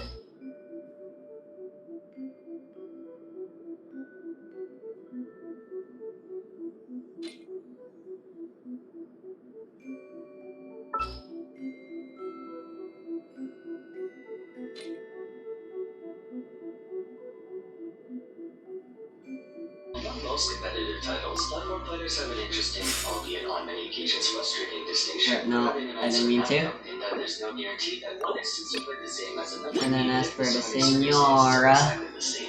In first-person shooters, players can only withstand a handful of rounds at most, resulting in high-octane, high-pressure matches where literally one mistake costs you your life. Outside the virtual sphere, trading card The games campaign are begins. almost entirely predicated by numbers, card economy, and who can disrupt each other's momentum at the most critical moments. Even in other fighting games like Tekken, players aim to deplete their opponent's health bar before said opponent is able to do that to them. If the health bar reaches 0, it's game. Simply put, there's an element of certainty, a constant that you can reasonably expect to happen every time you encounter that scenario. Platform fighters, on the other hand, have no set parameters in a concrete sense, and you can discern that from just the win condition alone. Ring out. Smash Bros, and by extension similar titles, is less of an MMA fight and more akin to sumo wrestling, where the goal is to force your opponent out of bounds by any permitted means necessary, mainly through brute force. I can't wait any longer! Fighters' endurance is measured in the form of a percent, where the number is essentially a multiplier for how far you can launch when struck by an attack. With this in mind, the general idea is that you'll eventually lose your stock once you reach a sufficiently high percentage, usually starting at the 130 mark, but that's not always the case.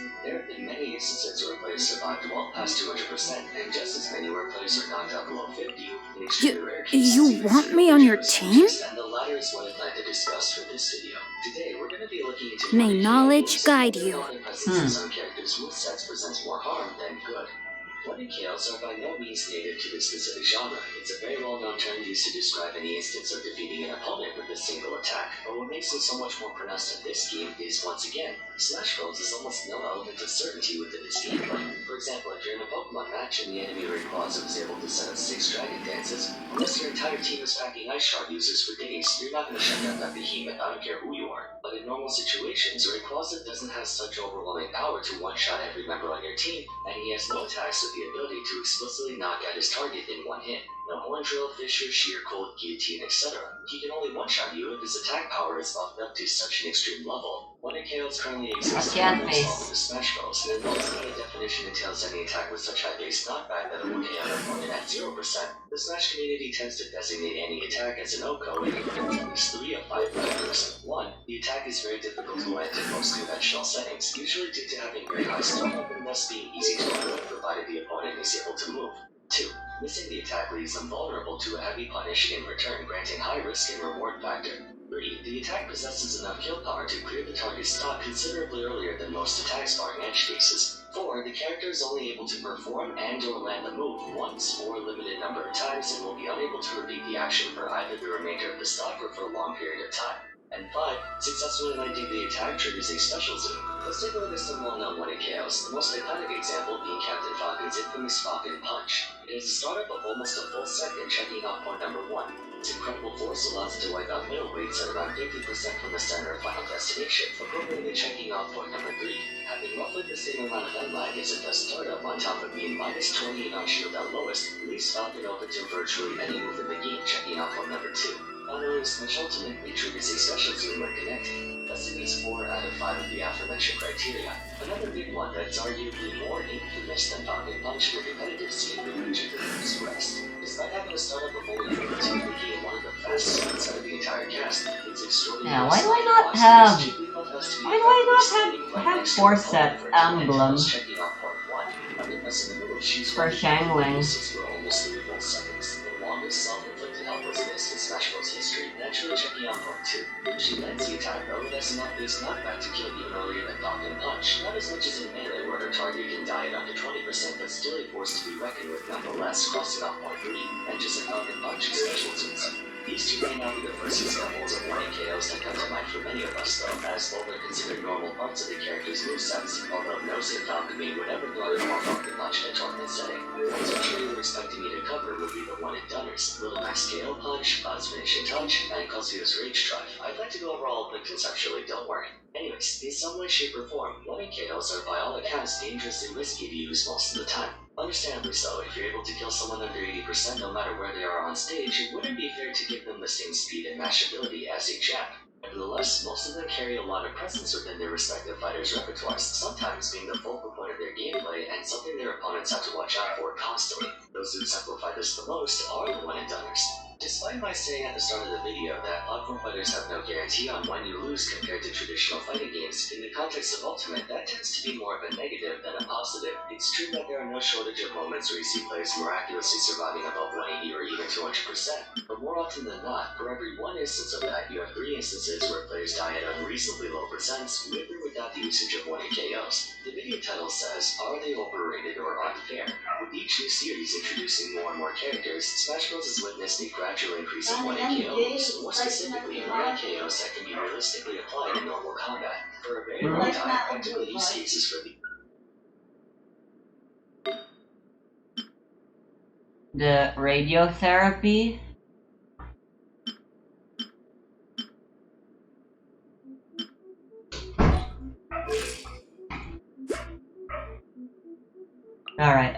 have one option.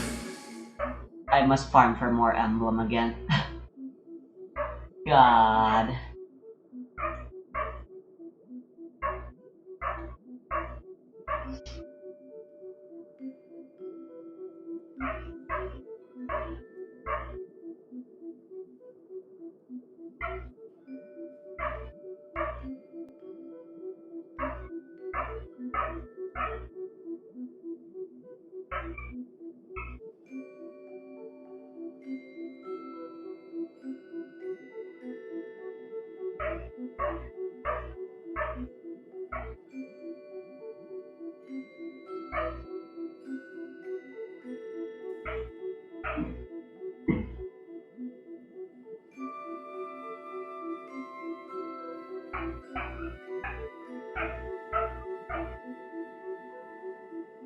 They actually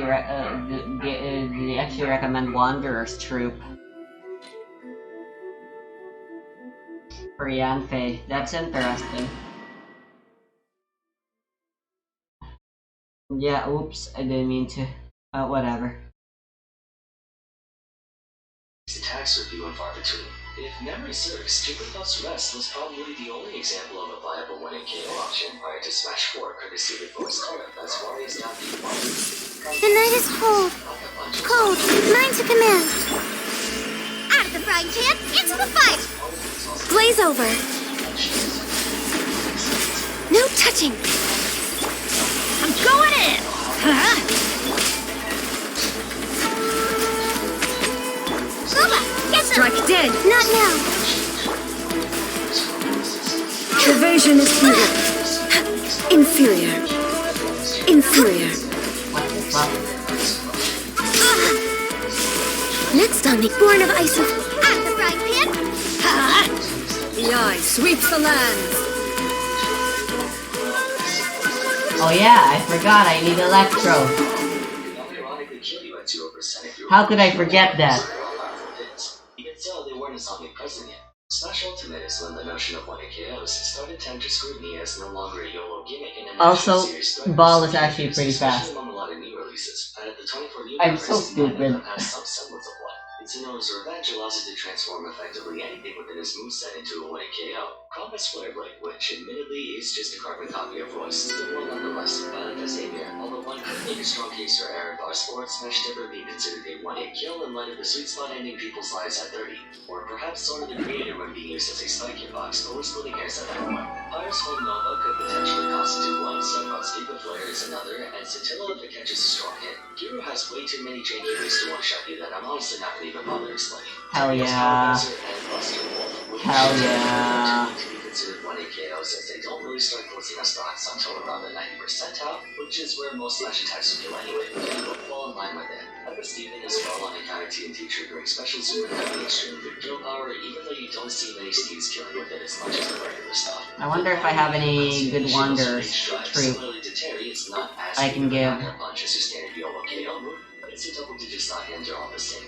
Furthermore, previous one-shot moves like Warriors Yeah, that's actually a really good idea. requires Force Palm have gained far more usability than before, especially the latter. I'm surprised that so few people talk about Max R Force Palm that kills earlier than 90% of 1-hit KO moves. That's the sort of direction 1-hit KO moves have taken as of late. They don't possess the same raw force as older iterations like Royce Flare Blade or I need Option. crit In rate, many cases, their accessibility has been limited in some capacity, but in exchange, a lot but I will of them eventually get that, I'm pretty sure. directly or indirectly. Oh, I can get that. They resemble the ones of old, but both of them have a multitude of ways to severely pressure your shield to even destroy it in one hit. And so, it's far easier to achieve a max power Giga Flare or Amir than the likes of Roy or Aiku with via shield breaks. Sorry, On the opposite hand, Amber. characters like Terry and Kazuya have super specials with tremendous damage and knockback, and while Terry's can be used as many times as you want, both characters exert a lot of pressure on you purely by existing, and they also have ways to ensure their super specials will land, making them far more threatening than stronger 1-hit KOs that lack such a method.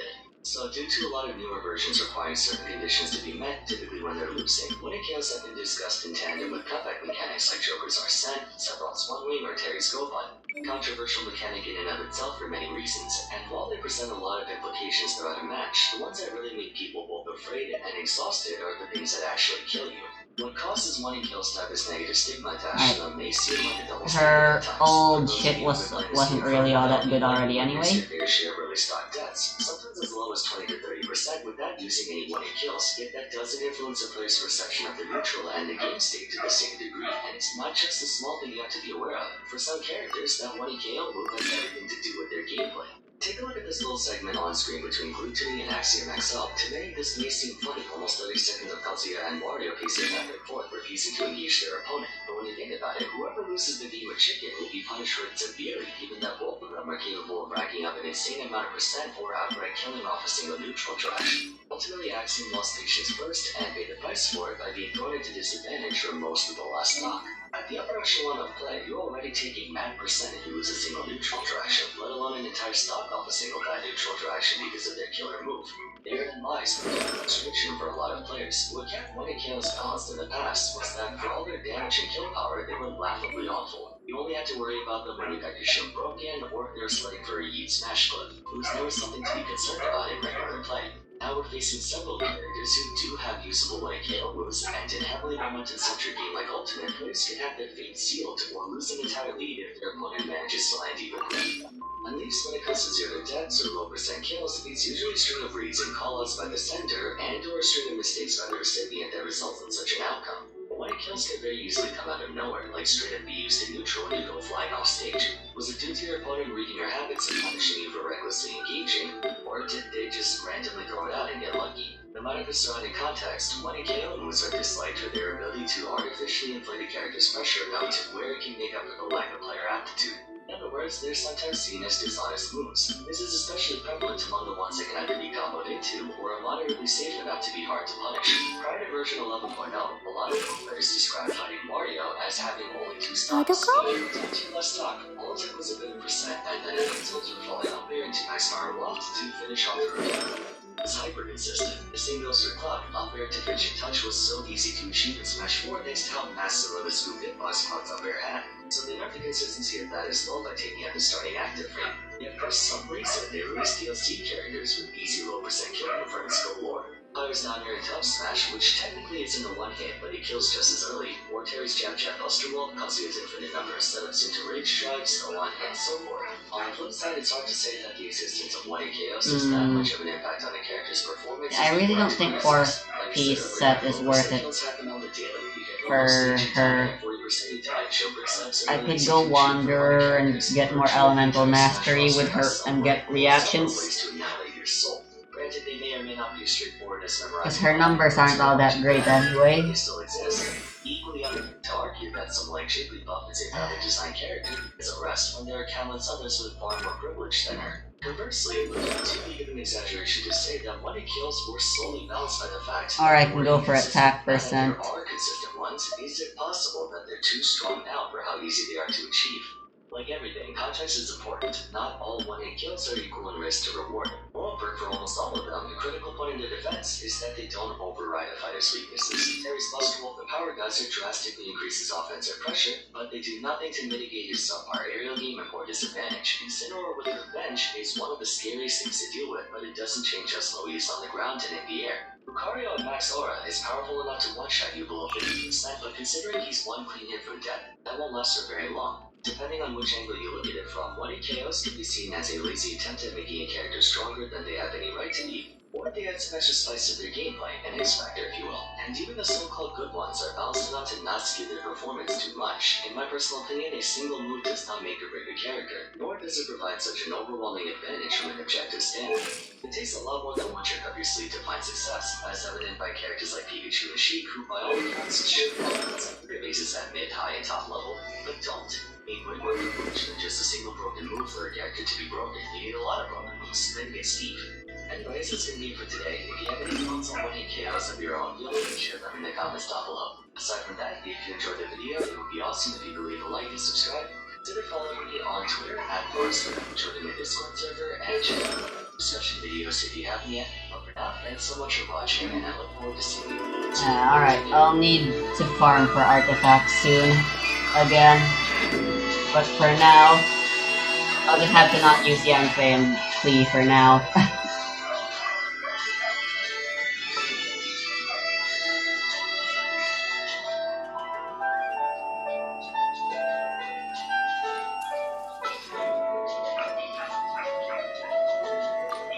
cards of your fate lie in my hands.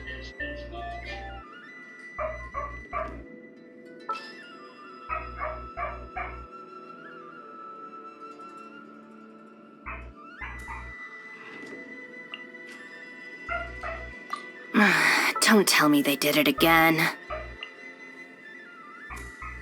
There's still a long road ahead. No. There are still so many places for us to explore.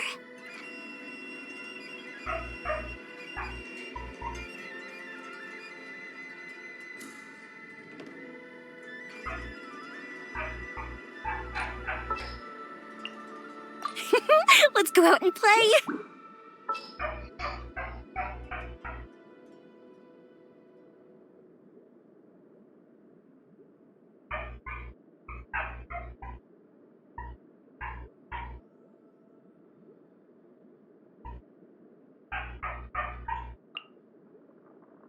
I do still want the shield.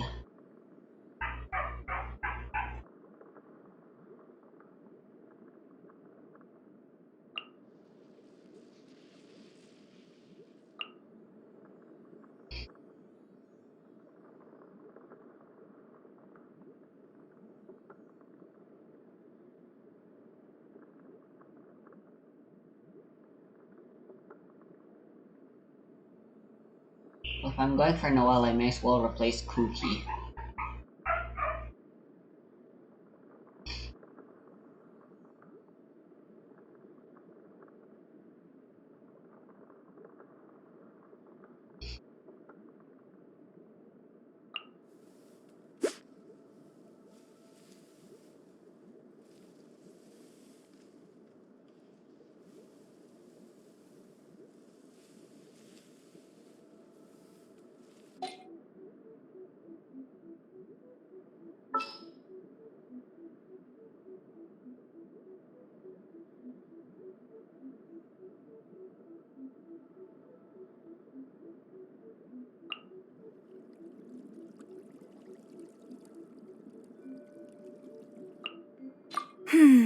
Which opera shall we perform today?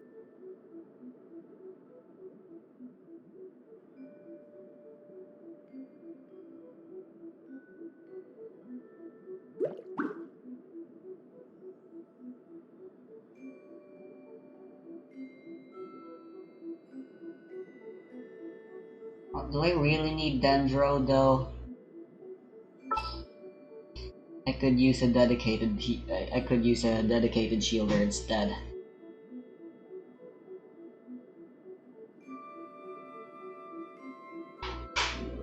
So I can't react against Raiden. I don't know.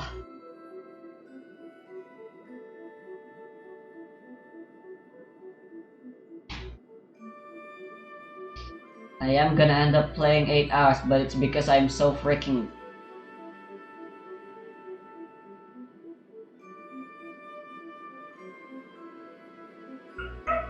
So ano yung schedule mo, Nami?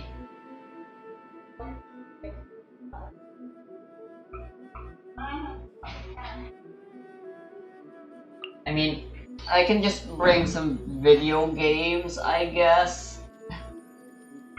And then I can be in the hospital. Huh? Yeah. It's not like I need to study for the subject the day after that, which is programming, since I'm already a programming genius, not to brag. Watch me fail. My mind is completely blank. I need to get out and unwind.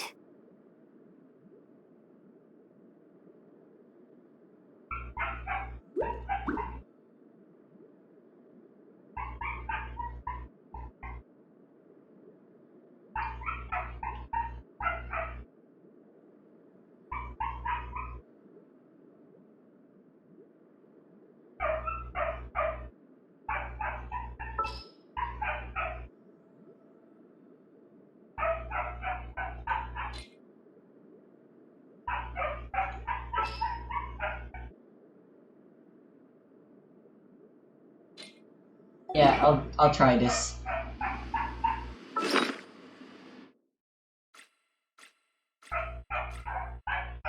Enough overthinking. That has always been my biggest flaw in life. And I still haven't dealt with it yet. I still very much suffer from overthinking.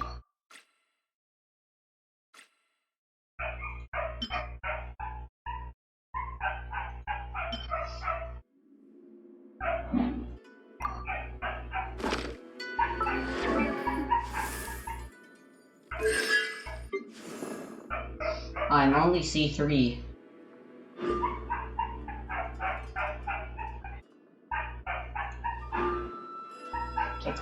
It's still gonna take a while for me to actually get C6 for Union. It's not worth pulling for Hatem. I have decided.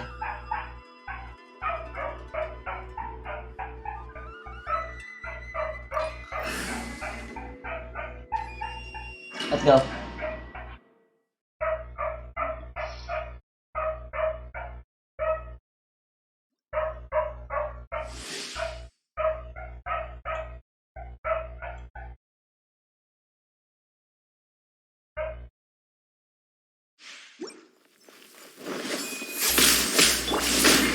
Dissipate! Out of my way!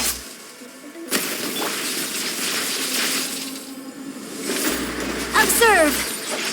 Break a leg! Is decided. Time for a light show!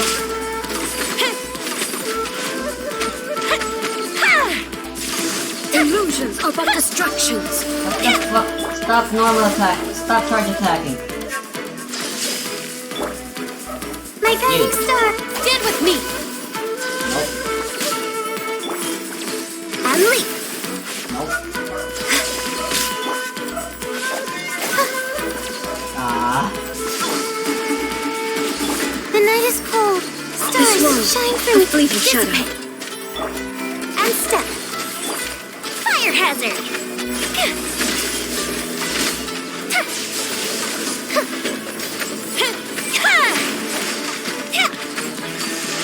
Without yearning, all returns to silence. Stand with me!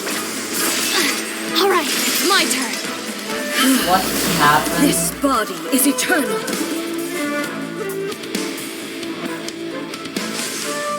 Seriously, Burn what all happened? obstacles. My cookie just died. While I was lagging.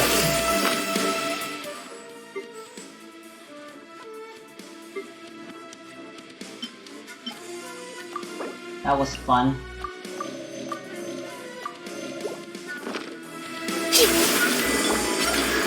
Strike is one. And step. Time for a light show. Inferior. Dissipate. Black slide. My guiding stars.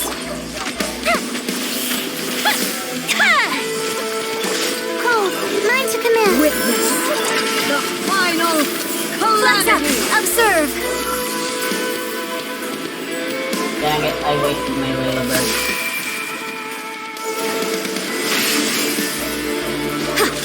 There is no escape.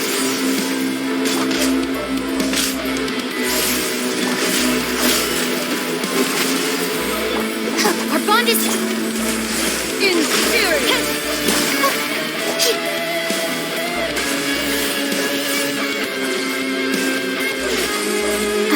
The night is cold. In my hands. Black slide. Observe.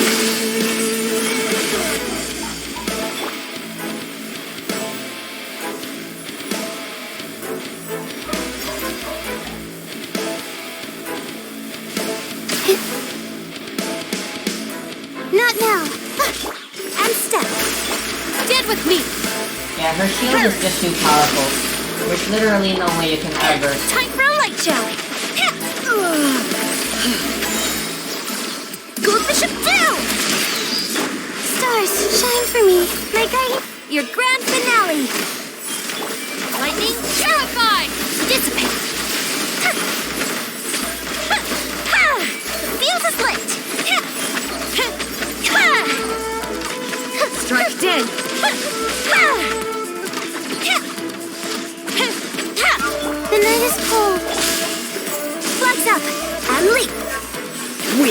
Our bond is strong. Fire hazard! Absurd! The eye sweeps the lands. My guiding star! Shattered. Flags fly!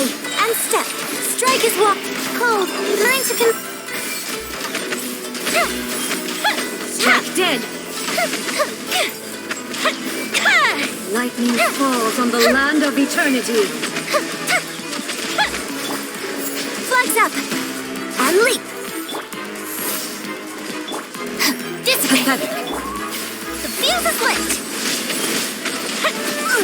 I'm still better off with Crumbles before me. Should've known. Who'da thought? Who'da thunk?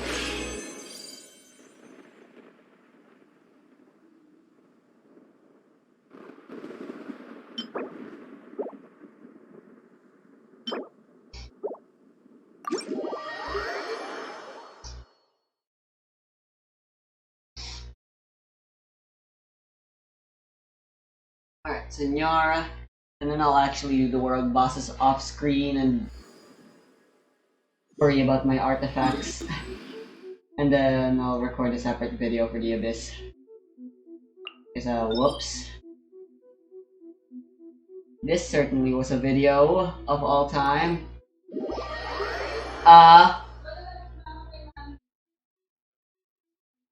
Right now? Oh, okay.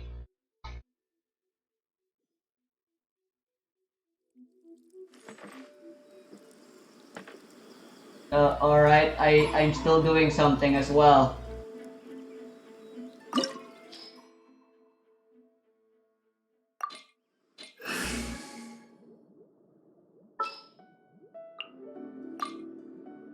It's time to pull the trigger.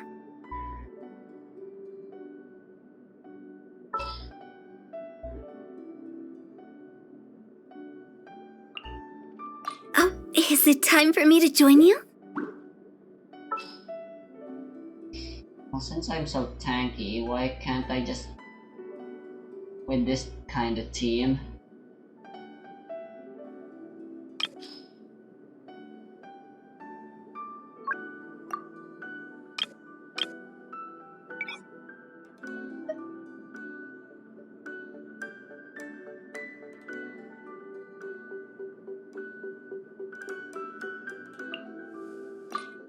There are still so many places for us to explore.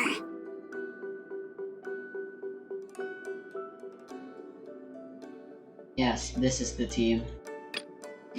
And then this is literally just the Raiden national team.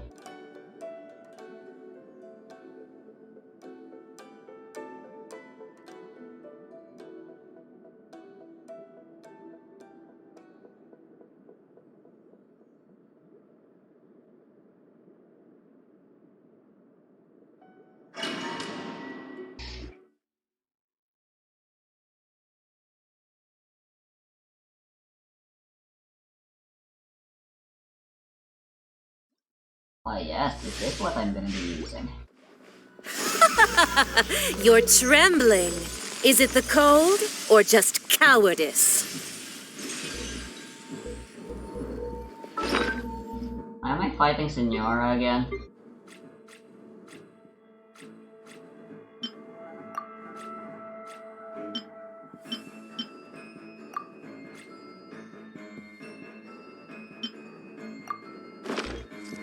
Shined up! Boba, get them! Huh? Let me weave you a verse. Huh? Rain outlines your fate. Everybody stand back! Let's lock into the frozen You're void! toast! Nice and spicy! Illusion shattered!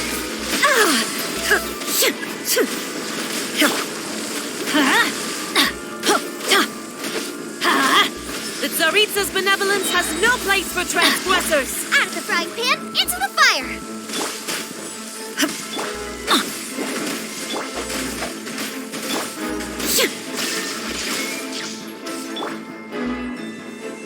Nice and spicy.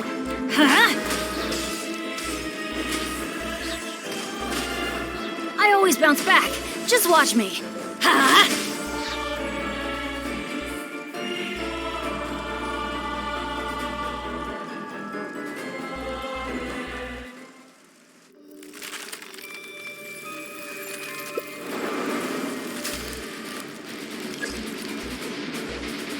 Teleport.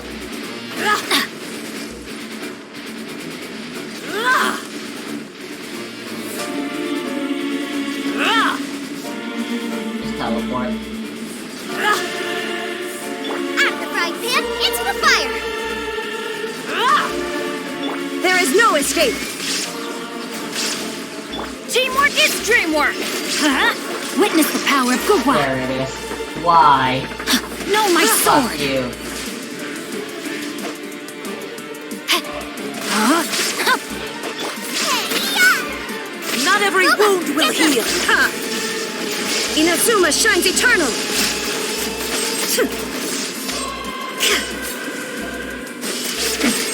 Remove all obstacles. Everybody stand back! Let me weave you a verse. Nice and spicy. No, my sword! Huh? Shine down. Huh?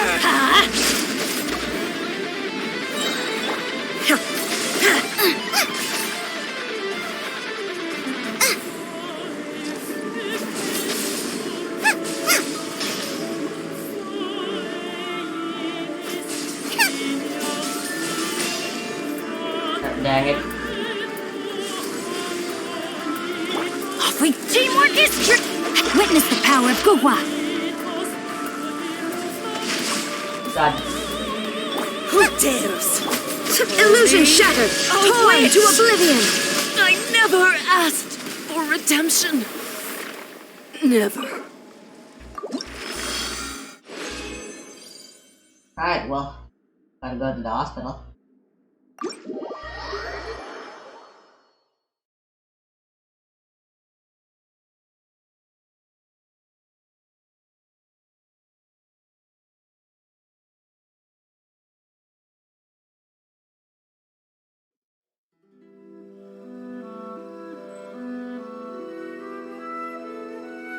As competitive discourse is being made by the controversial Letters Class 2 characters, none of them, not even the backlash against Steve, would compare to the heated debates over Bayonetta prior to the advent of Smash Ultimate.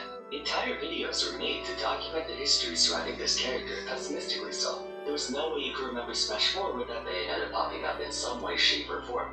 In Smash Ultimate, however, she's a shadow of her former self, so much so that during early versions, she was widely considered one of the weakest characters in the game. No one can dispute that Bayonetta had the most drastic fall from grace, more than Meta Knight from Brawl to Smash 4, and naturally representation of her has declined by the same amount. We've seen powerful characters lose efficiency or power from one iteration to the next, but the sheer extent of what happened to Bayonetta is